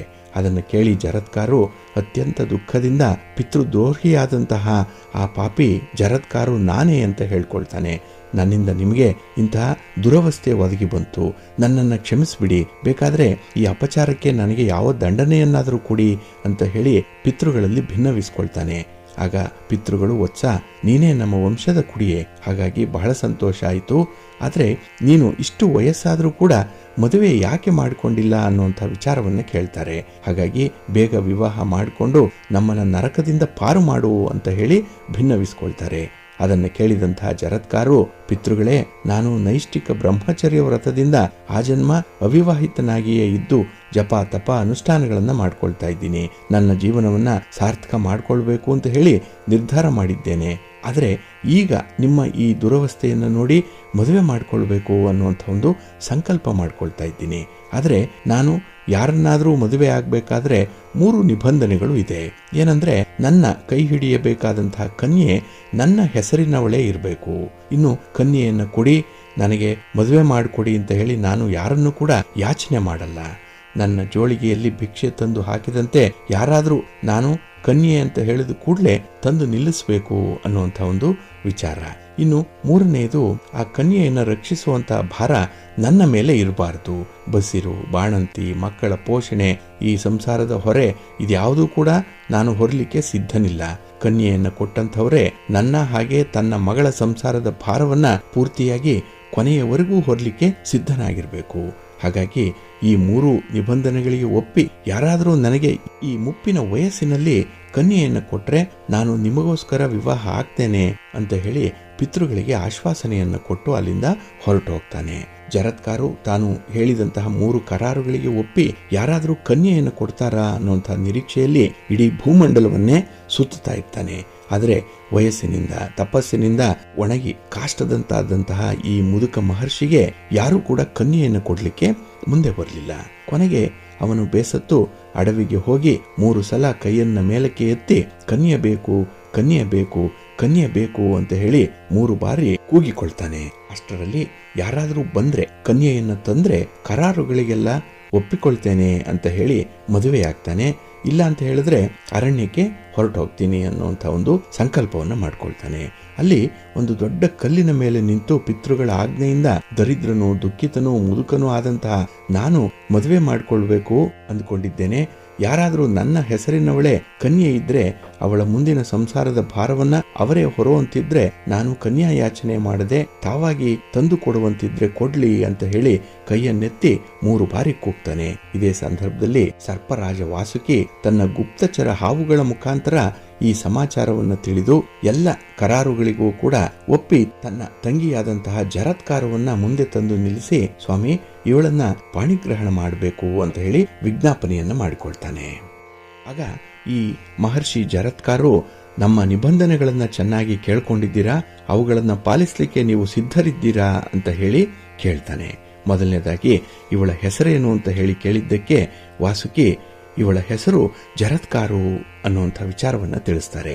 ಹಾಗೆ ನಿಮ್ಮ ಕರಾರಿನಂತೆ ನಾವು ನಡ್ಕೊಳ್ತೇವೆ, ಇವಳ ಮುಂದಿನ ಸಂಸಾರದ ಭಾರ ಎಲ್ಲ ನಾವೇ ವಹಿಸ್ಕೊಳ್ತೇವೆ ಅನ್ನುವಂಥ ಒಂದು ಆಶ್ವಾಸನೆಯನ್ನ ಕೊಡ್ತಾನೆ. ಜೊತೆಗೆ ಈ ಮಹರ್ಷಿ ಜರತ್ಕಾರು ಮತ್ತೆ ಈ 3 ಕರಾರುಗಳಲ್ಲ, ಇನ್ನೂ ಒಂದು ಕರಾರಿದೆ ಅನ್ನುವಂಥ ವಿಚಾರವನ್ನ ಹೇಳ್ತಾ, ಈ ಹೆಣ್ಣು ಮುಂದೆ ನನ್ನ ಮನಸ್ಸಿಗೆ, ನನ್ನ ಮಾತಿಗೆ, ನನ್ನ ಇಚ್ಛೆಗೆ ವಿರುದ್ಧವಾಗಿ ಏನನ್ನು ಮಾಡಬಾರ್ದು, ಏನನ್ನು ಆಡಬಾರ್ದು, ನನಗೆ ಬೇಡವಾದ್ದನ್ನ ಎಂದಾದ್ರೂ ಮಾಡಿದ್ರೆ ನಾನು ಆಗಲೇ ಇವಳನ್ನು ಬಿಟ್ಟು ಹೋಗಿಬಿಡ್ತೀನಿ ಅನ್ನುವಂಥ ಹೊಸ ಕರಾರನ್ನ ಹಾಕ್ತಾನೆ. ವಾಸುಕಿ ಅದಕ್ಕೂ ಕೂಡ ಆಗಲಿ ಅಂತ ಹೇಳಿ ತನ್ನ ತಂಗಿಯನ್ನ ಆ ಮಹರ್ಷಿಗೆ ಕೊಟ್ಟು ವಿಧಿಪೂರ್ವಕವಾಗಿ ನಾಗಕನ್ಯೆಯನ್ನ ಮದುವೆ ಮಾಡಿಕೊಳ್ತಾನೆ. ಆ ಬಳಿಕ ಜರತ್ಕಾರು ಪತ್ನಿಯೊಂದಿಗೆ ಸುಖ ಸಂಸಾರ ಮಾಡಲಿಕ್ಕೆ ವಾಸುಕಿಯ ಪುರಕ್ಕೆ ಹೋಗ್ತಾನೆ. ಅಲ್ಲಿ ಅವನಿಗೆ ಸಂಭ್ರಮದ ಸ್ವಾಗತ ಇರುತ್ತೆ, ಆದರದ ಉಪಚಾರ ಇದೆ, ಪ್ರೇಮಪೂರ್ಣವಾದಂತಹ ಆತಿಥ್ಯ ಕಾದಿರುತ್ತೆ. ಆ ಭೋಗಿ ಭವನದಲ್ಲಿ ಯಾವ ಭೋಗಕ್ಕೂ ಕೂಡ ಕೊರತೆ ಇರಲಿಲ್ಲ. ಆ ನಾಗಕನ್ಯೆ ಬಹು ಎಚ್ಚರಿಕೆಯಿಂದ ಪತಿಯ ಸೇವೆಯನ್ನು ಮಾಡ್ತಾ ಇದ್ಲು. ಆ ನಾಗಕುಲದ ಅಪೇಕ್ಷೆಯಂತೆ ಅವಳು ವಿಕ್ಷಿಪ್ತ ಸ್ವಭಾವದ ಆ ಶೀಘ್ರ ಕೋಪಿಯಾದಂತಹ ಮಹರ್ಷಿಯನ್ನು ಉಪಚರಿಸಿ ಅವನ ಪ್ರೇಮವನ್ನ ಸಂಪಾದನೆ ಮಾಡಿಕೊಳ್ತಾಳೆ. ಕೊನೆಗೆ ಗರ್ಭಧಾರಣೆ ಆಗುತ್ತೆ. ಒಂದು ದಿನ ಮಧ್ಯಾಹ್ನ ತುಸು ಆಯಾಸವೆನಿಸಿದಂತಾದಾಗ ಜರತ್ಕಾರು ತನ್ನ ಹೆಂಡತಿಯ ತೊಡೆಯ ಮೇಲೆ ತಲೆ ಇಟ್ಟು ವಿಶ್ರಮಿಸಿರ್ತಾನೆ. ಅವನಿಗೆ ಅಲ್ಲಿಯ ಗಾಢ ನಿದ್ರೆ ಹತ್ತಿಬಿಡತ್ತೆ. ಸಾಯಂಕಾಲ ಆಗ್ತಾ ಬಂದ್ರೂ ಕೂಡ ಅವನಿಗೆ ಎಚ್ಚರ ಆಗಲಿಲ್ಲ. ಪ್ರತಿನಿತ್ಯ ಜರತ್ಕಾರ ಋಷಿ ತಪ್ಪದೆ ಸೂರ್ಯಾಸ್ತ ಸಮಯಕ್ಕೆ ಸಂಧ್ಯಾವಂದನೆಯನ್ನ ಮಾಡ್ತಾ ಇದ್ದಂಥವನು, ಸೂರ್ಯನಿಗೆ ಅರ್ಘ್ಯವನ್ನು ಕೊಡ್ತಾ ಇದ್ದಂಥವನು. ಆದರೆ ಕರ್ಮಲೋಪ ಆಗುವಂತಹ ಪ್ರಸಂಗ ಬಂತು. ಆ ಋಷಿ ಪತ್ನಿಗೆ ಏನೂ ತಿಳಿಯದಂತಾಯಿತು. ಪತಿಯನ್ನು ಎಬ್ಬಿಸಿದ್ರೆ ನಿದ್ರಾ ಭಂಗವಾಗಿ ನನ್ನನ್ನೇಕೆ ಎಬ್ಬಿಸಿದೆ ಅಂತ ಹೇಳಿ ಕೋಪದಿಂದ ಎಲ್ಲಿ ಶಾಪ ಕೊಟ್ಬಿಡ್ತಾರೋ ಏನೋ ಅನ್ನುವಂಥ ಒಂದು ಚಿಂತೆ. ಎಬ್ಬಿಸದಿದ್ರೆ ನನ್ನ ಧರ್ಮಲೋಪ ಆಯಿತು, ಏಕೆ ಸಕಾಲಕ್ಕೆ ನನ್ನನ್ನು ಎಬ್ಬಿಸಲಿಲ್ಲ ಅಂತ ಹೇಳಿ ಮರುಪ್ರಶ್ನೆ ಮಾಡಬಹುದು. ಈಗೇನು ಮಾಡಬೇಕು ಏನೂ ತೋಚಲಿಲ್ಲ ಅವಳಿಗೆ. ಹಾಗಾಗಿ ಎಚ್ಚರಿಸಿದ್ರೂ ಕೋಪ, ಎಚ್ಚರಿಸದೇ ಇದ್ರೂ ಕೂಡ ಶಾಪ. ಅವಳಿಗೆ ತಿಳಿಯದಂತಾಗಿ ಕಂಗಾಲಾಗಿ ಕೊನೆಗೆ ಒಂದು ನಿರ್ಧಾರಕ್ಕೆ ಬರ್ತಾಳೆ. ತನಗೆ ಶಾಪ ಬಂದ್ರೂ ಕೂಡ ಚಿಂತೆ ಇಲ್ಲ, ಅವರಿಗೆ ಕೋಪ ಬರಬಾರದು. ಆದರೆ ಪ್ರತಿದಿನ ಮಾಡ್ತಾ ಇದ್ದಂತಹ ನಿತ್ಯಾನ್ನಕ್ಕೆ ಮಾತ್ರ ಲೋಪ ಬರುವುದು ಬೇಡ ಅಂತ ಹೇಳಿ ಗಾಢವಾಗಿ ನಿದ್ರೆ ಮಾಡ್ತಾ ಇದ್ದಂತಹ ಆ ತಪಸ್ವಿಯನ್ನ ಎಚ್ಚರಿಸಲಿಕ್ಕೆ ಆರಂಭ ಮಾಡ್ತಾಳೆ. ಹಾಗಾಗಿ ಅವನ ಮುಂದಲೆಯನ್ನ ಸ್ನೇಹದಿಂದ ನೇವರಿಸ್ತಾ ಮೃದುವಾದಂತಹ ಮಾತಿನಿಂದ ಮೆಲ್ಲನೆ, ಸ್ವಾಮಿ ಸೂರ್ಯ ಅಸ್ತ ಹೊಂದುತ್ತಾ ಇದ್ದಾನೆ, ತಾವು ಸ್ನಾನ ಮಾಡಿ ಸಂಧ್ಯಾವಂದನೆ ಮಾಡಿ ಸೂರ್ಯನಾರಾಯಣನಿಗೆ ಅರ್ಘ್ಯ ಪ್ರದಾನ ಮಾಡಿ, ಅಗ್ನಿಹೋತ್ರದ ಸಂಧ್ಯಾ ಸಮಯ ಸನ್ನಿಹಿತವಾಗ್ತಾ ಇದೆ ಅಂತ ಹೇಳಿ ಎಬ್ಬಿಸ್ತಾನೆ. ಆಗ ನಿದ್ರೆಯಿಂದ ಎದ್ದಂತಹ ಜರತ್ಕಾರು ತನ್ನ ನಿದ್ದೆಯನ್ನು ಹಾಳು ಮಾಡಿದ್ದಕ್ಕಾಗಿ ಹೆಂಡತಿಯ ಮೇಲೆ ಕೆಂಡಾಮಂಡಲವಾಗ್ತಾನೆ. ಅವಳನ್ನು ಉರಿಗಣ್ಣಿನಿಂದ ನೋಡ್ತಾ, ನನ್ನನ್ನೇಕೆ ಅರ್ಧ ನಿದ್ದೆಯಲ್ಲಿ ಎಚ್ಚರ ಮಾಡಿದೆ, ಸೂರ್ಯಾಸ್ತದ ಸಮಯ ಬಂದ್ರೆ ನೀನೇಕೆ ಅಷ್ಟು ಗಾಬರಿಯಾದೆ, ನನ್ನ ಅರ್ಘ್ಯವನ್ನು ತೆಗೆದುಕೊಳ್ಳದೆ ಸೂರ್ಯನಿಗೆ ಅಸ್ತ ಹೊಂದುವಂತಹ ಶಕ್ತಿ ಇದೆಯೇ, ಬೇಕಾದ್ರೆ ನನ್ನ ಅರ್ಘ್ಯದ ದಾರಿ ಕಾಯ್ತಾ ನಿಲ್ತಾ ಇದ್ದ, ನೀನೇಕೆ ನನ್ನ ನಿದ್ರಾಭಂಗ ಮಾಡಿದೆ, ನನಗೆ ಅಪ್ರಿಯವಾದದ್ದನ್ನ ಮಾಡಿದ್ದೀಯಾ, ನಾನಿನ್ನು ನಿನ್ನ ಜೊತೆ ಇರಲಾರೆ, ನಾನು ಮದುವೆಗೆ ಮೊದಲೇ ನನಗೆ ಅಪ್ರಿಯವಾದ್ದನ್ನ ನೀನು ಮಾಡಿದ್ರೆ ನಾನು ತಕ್ಷಣ ನಿನ್ನನ್ನು ಬಿಟ್ಟು ಹೋಗ್ತೇನೆ ಅಂತ ಕರಾರನ್ನ ಹಾಕಿದ್ದೆ. ಈ ದಿನ ನೀನು ನನ್ನನ್ನ ನಿದ್ದೆಯಿಂದ ಎಬ್ಬಿಸಿ ಅಪಚಾರ ಮಾಡಿದ್ದೀಯಾ, ಆದ್ರಿಂದ ಇದೋ ನಾನು ನಿನ್ನನ್ನು ಬಿಟ್ಟು ಹೊರಟೇ ಬಿಟ್ಟೆ ಅಂತ ಹೇಳಿ ಹೊರಟು ನಿಲ್ತಾನೆ. ಆಗ ಬೆದರಿ ಬೆವತ್ತು ಹೋದಂತಹ ನಾಗಕನ್ಯೆ ನಡುಕ್ತಾ ಕೈ ಮುಗಿದು ಕಣ್ಣೀರಿನಿಂದ ಪತಿಗೆ ಅಂಗಲಾಚಿ ಬೇಡ್ಕೊಳ್ತಾಳೆ. ತಮ್ಮ ಮಹಿಮೆಯನ್ನ ಅರಿಯದೆ ತಮಗೆ ಧರ್ಮಲೋಪ ಉಂಟಾಗಬಾರದು ಅಂತ ಹೇಳಿ ಎಚ್ಚರ ಮಾಡಿದ್ದೀನಿ, ಇದರಲ್ಲಿ ನನ್ನದೇನು ತಪ್ಪಿಲ್ಲ, ನನ್ನನ್ನ ನಾಗಧುರೀಣರು ತಮಗೆ ಯಾವ ಉದ್ದೇಶದಿಂದ ನನ್ನನ್ನು ಧಾರೆ ಎರೆದು ಕೊಟ್ಟಿದ್ದಾರೆ ಅನ್ನುವಂಥದ್ದನ್ನ ತಾವು ವಿಚಾರಿಸಬೇಕು. ತಮ್ಮಿಂದ ನನಗೆ ಗರ್ಭಧಾರಣವಾದರೂ ಅದರ ಸ್ವರೂಪ ಏನಿದೆಯೋ ಗೊತ್ತಿಲ್ಲ. ಈಗ ಗರ್ಭಿಣಿಯಾದ ನನ್ನನ್ನು ಬಿಟ್ಟು ಎಲ್ಲಿಗೆ ಹೋಗ್ತಾ ಇದ್ದೀರಿ ಅಂತ ಹೇಳಿ ಕಣ್ಣೀರು ಹಾಕ್ತಾಳೆ. ಆಗ ಜರತ್ಕಾರು ಅವಳಿಗೆ, ನೀನೇನು ಚಿಂತೆ ಮಾಡಬೇಡ, ನಿನ್ನ ಹೊಟ್ಟೆಯಲ್ಲಿ ಅಗ್ನಿಯಂತೆ ಅತ್ಯಂತ ತೇಜಸ್ವಿಯಾದಂತಹ ಗರ್ಭ ಇದೆ. ಆ ನನ್ನ ಮಗನೇ ಮುಂದೆ ವೇದಾಂತ ವಿದ್ವಾಂಸನಾದಂತಹ ಬ್ರಹ್ಮಜ್ಞಾನಿಯಾದಂತಹ ಋಷಿ ಆಗ್ತಾನೆ ಅಂತ ಹೇಳಿ ಆ ಜರತ್ಕಾರು ಮಹರ್ಷಿ ಅತ್ಯಂತ ಉಗ್ರವಾದಂತಹ ತಪೋ ಅನುಷ್ಠಾನಕ್ಕಾಗಿ ಅರಣ್ಯಕ್ಕೆ ಪ್ರಯಾಣ ಮಾಡಿಬಿಡ್ತಾನೆ. ಇಲ್ಲಿ ಜರತ್ಕಾರು ಹೊರಟು ಹೋದಂತಹ ವಿಚಾರಗಳನ್ನು ಕೇಳಿದಂತಹ ವಾಸುಕಿ ಅಲ್ಲಿಗೆ ಧಾವಿಸಿ ಬಂದು ತಂಗಿಗೆ ಸಮಾಧಾನವನ್ನ ಮಾಡ್ತಾನೆ. ಆಗ ತಂಗಿ ಅಣ್ಣನನ್ನು ಕೂಡ ಸಮಾಧಾನ ಮಾಡ್ತಾಳೆ. ಋಷಿಗಳು ನನ್ನಲ್ಲಿ ತಮ್ಮ ಗರ್ಭದಾನ ಮಾಡಿ ಅಗ್ನಿಯಂತೆ ಅತ್ಯಂತ ವರ್ಚಸ್ವಿಯಾದಂತಹ ಋಷಿಕುಮಾರ ನನ್ನಿಂದ ಜನಿಸ್ತಾನೆ ಅಂತ ಹೇಳಿ ಹೋಗಿದ್ದಾರೆ. ಹಾಗಾಗಿ ಈ ಮಾತು ಎಂದಿಗೂ ಕೂಡ ಸುಳ್ಳಾಗಲ್ಲ. ಆದ್ರೆ ನೀನು ದುಃಖ ಪಡುವಂತಹ ಕಾರಣ ಇಲ್ಲ ಅಂತ ಹೇಳಿ ಅಣ್ಣನನ್ನ ಸಮಾಧಾನ ಮಾಡ್ತಾಳೆ. ಹಾಗಾಗಿ ದಿನ ಕಳೆದಂತೆ ಜರತ್ಕಾರು ತೇಜಪುಂಜನಾದಂತಹ ಒಬ್ಬ ಗಂಡು ಮಗುವನ್ನ ಹೆರ್ತಾಳೆ. ಅವನ ತಂದೆಯ ಅಣತಿಯಂತೆ ಅವನಿಗೆ ಅಸ್ತಿಕಾ ಅನ್ನುವಂತ ಹೆಸರನ್ನ ಇಡ್ತಾನೆ. ಆ ಹುಡುಗ ಅಲ್ಲಿ ನಾಗರಾಜ ವಾಸುಕಿಯ ಮನೆಯಲ್ಲೇ ಬೆಳೆದು ದೊಡ್ಡವನಾಗ್ತಾನೆ. ಮಹರ್ಷಿ ಚವನ ಮುನಿಯಿಂದ ಎಲ್ಲ ವೇದಾಂಗಗಳನ್ನು ಕೂಡ ಕಲ್ತ್ಕೊಂಡು ಮಹಾಪಂಡಿತನಾಗ್ತಾನೆ, ಬ್ರಹ್ಮ ವರ್ಚಸ್ವಿಯಾಗ್ತಾನೆ. ಬಾಲ್ಯದಿಂದ ಬ್ರಹ್ಮಚರ್ಯ ವ್ರತವನ್ನ ನಿಯಮನಿಷ್ಠನಾಗಿ ಪರಿಪಾಲನೆ ಮಾಡುವಂತಹ ಆ ಋಷಿಕುಮಾರನ ತೇಜಸ್ಸನ್ನ ತಪಸಿದ್ಧಿಗಳನ್ನ ಕಂಡಂತಹ ಜನ ಆಶ್ಚರ್ಯ ಪಡ್ತಾರೆ. ಹಾಗೆ ಜನಮೇಜಯ ಮಹಾರಾಜ ಸರ್ಪ ಯಾಗವನ್ನ ಆರಂಭ ಮಾಡಿ ಹಾವುಗಳನ್ನು ಅಗ್ನಿಗೆ ಆಹುತಿ ಕೊಡುವಂತಹ ಸಂದರ್ಭ ಜರತ್ಕಾರುವಿನ ಮಗನಾದಂತಹ ಈ ಅಸ್ತಿಕ ಅಲ್ಲಿಗೆ ಹೋಗಿ ಯಜ್ಞವನ್ನ ತಡೆದು ನಿಲ್ಲಿಸಿ ಹಾವುಗಳನ್ನೆಲ್ಲ ಬದುಕಿಸ್ತಾನೆ. ಇದರಿಂದ ಆ ಪಿತೃಗಳಿಗೆ ಬಂದಿದ್ದಂತಹ ಶಾಪಗಳು ನಿವಾರಣೆಯಾಗುತ್ತೆ, ದೋಷಗಳು ನಿವಾರಣೆಯಾಗುತ್ತೆ. ಮತ್ತೆ ಆ ಪಿತೃಗಳಿಂದ ಮುಂದಿನ ಜನಾಂಗಕ್ಕೆ ಬಂದಿದ್ದಂತಹ ದೋಷಗಳು ಕೂಡ ನಿವಾರಣೆಯಾಗುತ್ತೆ. ಇದರಿಂದ ಆ ಪಿತೃಗಳಿಗೆ ಪ್ರೇತತ್ವ ಹೋಗಿ ಶಾಶ್ವತ ಸ್ಥಾನವನ್ನ ಕಂಡುಕೊಳ್ತಾರೆ. ಹಾಗೆ ಪಿತೃಗಳ ಅನುಗ್ರಹದಿಂದ ಜರತ್ಕಾರುವಿನ ಕುಟುಂಬ ಕೂಡ ಸಂತೋಷವಾಗಿರುತ್ತೆ. ಅದರಿಂದಲೇ ಈ ಪೌರಾಣಿಕ ಹಿನ್ನೆಲೆಯನ್ನು ನಾವು ಕೇಳಿದಾಗ ಆದಷ್ಟು ಪಿತೃಶಾಪ, ಪಿತೃದೋಷವನ್ನ ನಾವು ನಿವಾರಣೆ ಮಾಡಿಕೊಳ್ಬೇಕು, ಪಿತೃಗಳ ಆಶೀರ್ವಾದವನ್ನ ಪಡ್ಕೊಳ್ಬೇಕು. ಆಗ ಜೀವನ ನೆಮ್ಮದಿಯಾಗಿರುತ್ತೆ.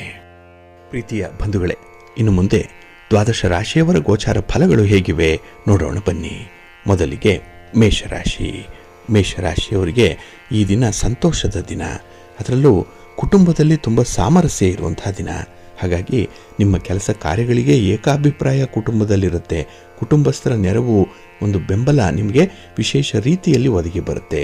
ಆರ್ಥಿಕ ಪರಿಸ್ಥಿತಿ ಉತ್ತಮವಾಗಿರುತ್ತೆ. ಮತ್ತೆ ಹೊಸ ಹೊಸ ವಸ್ತುಗಳನ್ನು ಖರೀದಿ ಮಾಡುವಂಥ ಒಂದು ಯೋಜನೆ ಇದೆ.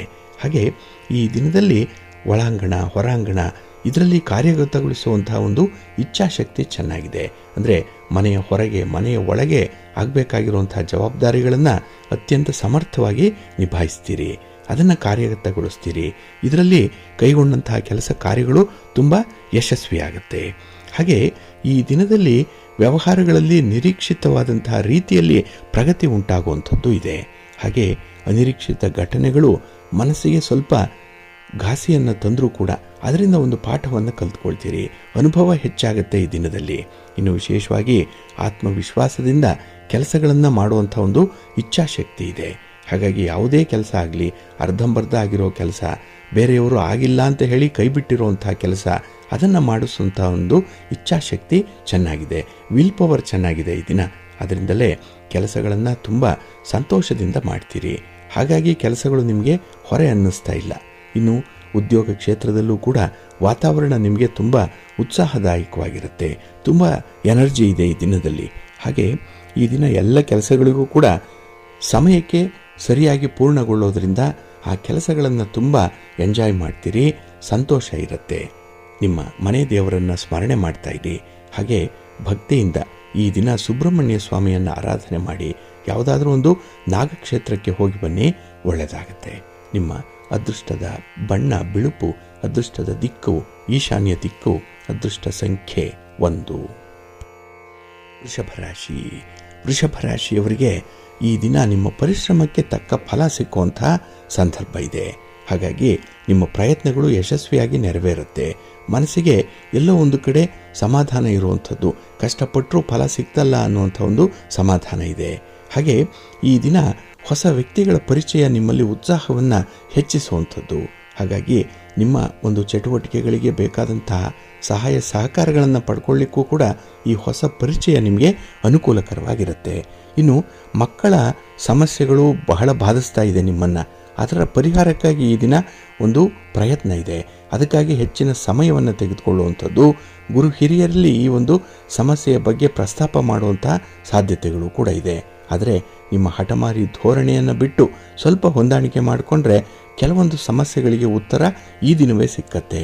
ಹಾಗಾಗಿ ಈ ದಿನ ಸಮಸ್ಯೆ ಮತ್ತು ಅದಕ್ಕೆ ಕಾರಣಗಳು ಮತ್ತು ಅದಕ್ಕಿರುವಂಥ ಪರಿಹಾರಗಳು, ಅದನ್ನು ಹೇಗೆ ನೀವು ಅನುಷ್ಠಾನ ಮಾಡ್ತೀರಿ ಅನ್ನುವಂಥ ಒಂದು ಚಕ್ರದ ಬಗ್ಗೆ ಹೆಚ್ಚು ಚಿಂತನೆ ಮಾಡಿ. ಇದರಿಂದ ನಿಮಗೆ ಒಳ್ಳೆಯ ಫಲಿತಾಂಶಗಳು ಸಿಕ್ಕತ್ತೆ. ಹಾಗೆ ಸಾಮಾಜಿಕ ಸಂಬಂಧಗಳು ಈ ದಿನ ಗಟ್ಟಿಯಾಗುವಂಥ ಕೆಲಸವನ್ನು ನೀವು ಮಾಡಬೇಕಾಗತ್ತೆ. ಹಾಗಾಗಿ ಎಲ್ಲೋ ಒಂದು ಕಡೆ ಮನಸ್ತಾಪ, ಭಿನ್ನಾಭಿಪ್ರಾಯ ಆಗಿರುವಂಥ ಸಂದರ್ಭವನ್ನು ತಿಳಿಗೊಳಿಸ್ಕೊಳ್ಬೇಕು. ಅದಕ್ಕಾಗಿ ಒಂದು ಪ್ರಯತ್ನ ಇರಬೇಕು. ಹಾಗಾಗಿ ನೀವು ಪ್ರಯತ್ನ ಮಾಡದೆ ಯಾವುದೇ ಒಂದು ಕೆಲಸಗಳು ಮುಂದೆ ಸಾಗಲ್ಲ, ಒಂದು ಇಂಚು ಕೂಡ ಜರುಗಲ್ಲ. ಹಾಗಾಗಿನೇ ಈ ದಿನ ನಿಮ್ಮ ಪ್ರಯತ್ನದಿಂದ ಕೆಲಸಗಳಾಗತ್ತೆ, ತೃಪ್ತಿಯನ್ನು ತರುತ್ತೆ. ಇನ್ನು ಈ ದಿನದಲ್ಲಿ ನಿಮ್ಮ ಹೊಗಳಿಕೆಗೆ ಮರಳಾಗುವಂಥ ಸಾಧ್ಯತೆಗಳು, ಅಂದರೆ ಬೇರೆಯವರು ಹೊಗಳುವಂಥ ಒಂದು ಸನ್ನಿವೇಶ ಇರೋದರಿಂದ ನಿಮ್ಮ ಒಂದು ಕೆಲಸ ಕಾರ್ಯಗಳನ್ನು ಮರೆಯುವಂಥ ಸಾಧ್ಯತೆಗಳು ಕೂಡ ಇರುತ್ತೆ. ಹಾಗಾಗಿ ಅತಿಯಾದ ಆತ್ಮವಿಶ್ವಾಸ ಕೂಡ ಅಷ್ಟೊಂದು ಒಳ್ಳೆಯದಲ್ಲ. ಇನ್ನು ಬಹಳ ವಿಶೇಷವಾಗಿ ಈ ದಿನದಲ್ಲಿ ಗುರು ಹಿರಿಯರ ಭೇಟಿಯಾಗುವಂಥ ಸಂದರ್ಭಗಳು ಕೂಡ ಇದೆ. ಹಾಗೆ ಈ ದಿನ ಪ್ರೋತ್ಸಾಹದಾಯಕವಾದಂಥ ಒಂದು ವ್ಯವಹಾರಗಳು ನಡೆಯುತ್ತೆ. ವೃತ್ತಿ ಚೆನ್ನಾಗಿದೆ, ಉದ್ಯೋಗ ಚೆನ್ನಾಗಿದೆ. ಒಟ್ಟಾರೆ ಈ ದಿನ ಫಲಪ್ರದವಾದಂಥ ದಿನ. ನಿಮಗೆ ನಿಮ್ಮ ಇಷ್ಟ ದೇವರನ್ನು ಆರಾಧನೆ ಮಾಡ್ತಾ ಇರಿ. ಹಾಗೆ ಮಹಾಲಕ್ಷ್ಮಿಯ ದರ್ಶನ ಮಾಡಿ ಮಹಾವಿಷ್ಣುವನ್ನು ಪ್ರಾರ್ಥನೆ ಮಾಡಿಕೊಳ್ಳಿ, ಒಳ್ಳೆಯದಾಗುತ್ತೆ. ನಿಮ್ಮ ಅದೃಷ್ಟದ ಬಣ್ಣ ಬಿಳುಪು, ಅದೃಷ್ಟದ ದಿಕ್ಕು ಈಶಾನ್ಯ ದಿಕ್ಕು, ಅದೃಷ್ಟ ಸಂಖ್ಯೆ 1. ಮಿಥುನ ರಾಶಿಯವರಿಗೆ ಈ ದಿನ ಮಿಶ್ರ ಫಲಗಳಿರುವಂಥ ದಿನ. ಹಾಗಾಗಿ ಈ ದಿನದಲ್ಲಿ ಯಾವುದೇ ಕೆಲಸ ಕಾರ್ಯಗಳನ್ನು ಮಾಡುವಾಗ ಸ್ವಲ್ಪ ಪ್ರಾಯೋಗಿಕ ವಿಚಾರಗಳಿಗೆ ಹೆಚ್ಚು ಆದ್ಯತೆಯನ್ನು ಕೊಡಬೇಕಾಗತ್ತೆ. ತುಂಬ ಪ್ರಾಕ್ಟಿಕಲ್ ಆಗಿರಬೇಕು. ಯಾವುದೇ ಒಂದು ಊಹೆ, ಒಂದು ಕನಸು, ಒಬ್ಬರ ಮಾತು, ಒಬ್ಬರ ಅಭಿಪ್ರೇರಣೆ ಅಥವಾ ಒಬ್ಬರನ್ನು ಆದರ್ಶವಾಗಿ ಇಟ್ಟುಕೊಂಡು ಮಾಡುವಂಥ ಕೆಲಸಗಳು, ಇದೆಲ್ಲ ಈ ದಿನ ವರ್ಕೌಟ್ ಆಗಲ್ಲ. ಬೇರೆ ಬೇರೆ ಸಂದರ್ಭದಲ್ಲಿ ಅದು ನಿಮಗೆ ಖುಷಿಯನ್ನು ತಂದಿರ್ಬೋದು, ಒಳ್ಳೆಯ ಫಲಿತಾಂಶವನ್ನು ಕೊಟ್ಟಿರ್ಬೋದು. ಆದರೆ ಈ ದಿನ ನಿಮ್ಮ ಸ್ವತಃ ಅನುಭವಕ್ಕೆ ಮಾತ್ರ ಒಂದು ಬೆಲೆ ಇದೆ. ಹಾಗಾಗಿ ನೀವು ಅನುಭವಿಸಿರುವಂಥದ್ದು, ನೀವು ಕಷ್ಟಪಟ್ಟಿರುವಂಥ ಸನ್ನಿವೇಶಗಳು, ಇದನ್ನು ಜ್ಞಾಪಿಸ್ಕೊಳ್ಳಿ. ಎಲ್ಲಿ ಸೋಲಾಯಿತು ಅಂತ ಹೇಳಿ ನೀವು ಎಚ್ಚರಿಕೆಯನ್ನು ವಹಿಸಿ ಅದನ್ನು ಈ ದಿನದಲ್ಲಿ ಅಳವಡಿಸ್ಕೊಳ್ಬೇಕು. ಅಂದರೆ ಆ ಸನ್ನಿವೇಶಗಳನ್ನು ನಿಮ್ಮ ಪರವಾಗಿ ನಿಲ್ಲುವಂತೆ ನೀವು ಮಾಡಬೇಕು. ಅಂಥ ಒಂದು ಶಕ್ತಿ ಇದೆ, ತಾಕತ್ತಿದೆ, ವಿವೇಕ ಇದೆ, ಬುದ್ಧಿವಂತಿಕೆ ಇದೆ. ನಿಮ್ಮ ರಾಶಿಯ ಅಧಿಪತಿ ನಿಮಗೆ ಹೆಚ್ಚಿನ ವಿವೇಕವನ್ನು, ಬುದ್ಧಿಶಕ್ತಿಯನ್ನು ಕೊಟ್ಟಿದ್ದಾನೆ. ಅದನ್ನು ಬಳಸ್ಕೊಳ್ಬೇಕಾಗತ್ತೆ. ಹಾಗೆ ವಿಶೇಷವಾಗಿ ಈ ದಿನದಲ್ಲಿ ನಿಮಗೆ ರವಿಯಿಂದ ಉತ್ತಮವಾದಂತಹ ಅವಕಾಶಗಳು ಸಿಕ್ಕುವಂಥದ್ದು. ಆರೋಗ್ಯ ಚೆನ್ನಾಗಿದೆ, ಆದರೆ ಅದನ್ನು ಸಮರ್ಥವಾಗಿ ಬಳಸ್ಕೊಳ್ಳಲ್ಲ. ಹಾಗಾಗಿ ಎಲ್ಲೋ ಒಂದು ಕಡೆ ಸೋಮಾರಿತನದಿಂದ ಕೆಲಸ ಕಾರ್ಯಗಳನ್ನು ಅಲ್ಲಿಗೆ ನಿಲ್ಲಿಸುವಂತಹ ಸಾಧ್ಯತೆಗಳು ಜಾಸ್ತಿ ಇರುತ್ತೆ. ಇನ್ನು ವ್ಯಕ್ತಿಗಳಲ್ಲಿ ಕೆಲವೊಂದು ದೋಷಗಳನ್ನು ಕಾಣುವಂಥದ್ದು ಕೂಡ ನಿಮ್ಮ ಮನಸ್ಥಿತಿಯಲ್ಲಿದೆ. ಹಾಗಾಗಿ ಒಬ್ಬ ವ್ಯಕ್ತಿಯನ್ನು ಇಷ್ಟಪಟ್ಟರೆ ಅವರನ್ನು ಹೇಗಿದ್ದಾರೋ ಹಾಗೆ ಅಕ್ಸೆಪ್ಟ್ ಮಾಡಿಕೊಳ್ಬೇಕು. ಅವರಲ್ಲಿ ದೋಷಗಳನ್ನು ಹುಡುಕಬಾರ್ದು. ಪೊಲ್ಲಮೆಯ ಲೇಸು ನಲ್ಲರ ಮೈಯೊಳ್ಳನ್ನೋ ರೀತಿಯಲ್ಲಿ ನೀವು ಅವರಲ್ಲಿರುವಂಥ ಉತ್ತಮ ಗುಣಗಳನ್ನು ಮಾತ್ರ ಎಣಿಸಿ, ಈ ದೋಷಗಳನ್ನು, ಈ ನೆಗೆಟಿವ್ ಸ್ವಭಾವ ಏನಿದೆ ಅದನ್ನು ಆದಷ್ಟು ಅವರಲ್ಲಿ ಪರಿಗಣಿಸಬೇಡಿ. ಹಾಗೆ ನಿಮ್ಮ ಮನೆ ದೇವರನ್ನು ಈ ದಿನ ಸ್ಮರಣೆ ಮಾಡ್ತಾ ಇರಿ. ಶಿವ ಪಾರ್ವತಿಯರ ದರ್ಶನ ಮಾಡಿ, ಶಿವಸ್ತೋತ್ರವನ್ನು ಹೇಳ್ಕೊಳ್ಳಿ, ಶಿವನ ಪರಿವಾರ ದೇವತೆಗಳನ್ನು ಪ್ರಾರ್ಥನೆ ಮಾಡಿಕೊಳ್ಳಿ, ಒಳ್ಳೆಯದಾಗತ್ತೆ. ನಿಮ್ಮ ಅದೃಷ್ಟದ ಬಣ್ಣ ಗುಲಾಬಿ, ಅದೃಷ್ಟದ ದಿಕ್ಕು ಪೂರ್ವ ದಿಕ್ಕು, ಅದೃಷ್ಟ ಸಂಖ್ಯೆ 2. ಕರ್ಕಾಟಕ ರಾಶಿಯವರಿಗೆ ಈ ದಿನ ನಿಮ್ಮ ರಾಶಿಯ ಅಧಿಪತಿಯಾದಂತಹ ಚಂದ್ರನಿಂದ ಮಿಶ್ರ ಫಲಗಳನ್ನು ಕಾಣುವಂಥ ದಿನ. ಹಾಗಾಗಿ ಚಂದ್ರನ ಸಂಪೂರ್ಣ ಬೆಂಬಲ ಇಲ್ಲ. ಅದೇ ರೀತಿ ಕುಟುಂಬಸ್ಥರ ನೆರವು ಸಂಪೂರ್ಣವಾಗಿ ಇರಲ್ಲ. ಕೆಲವರು ನಿಮ್ಮ ಪರವಾಗಿದ್ದರೆ ಕೆಲವರು ನಿಮ್ಮ ವಿರುದ್ಧವಾಗಿ ನಿಲ್ತಾರೆ.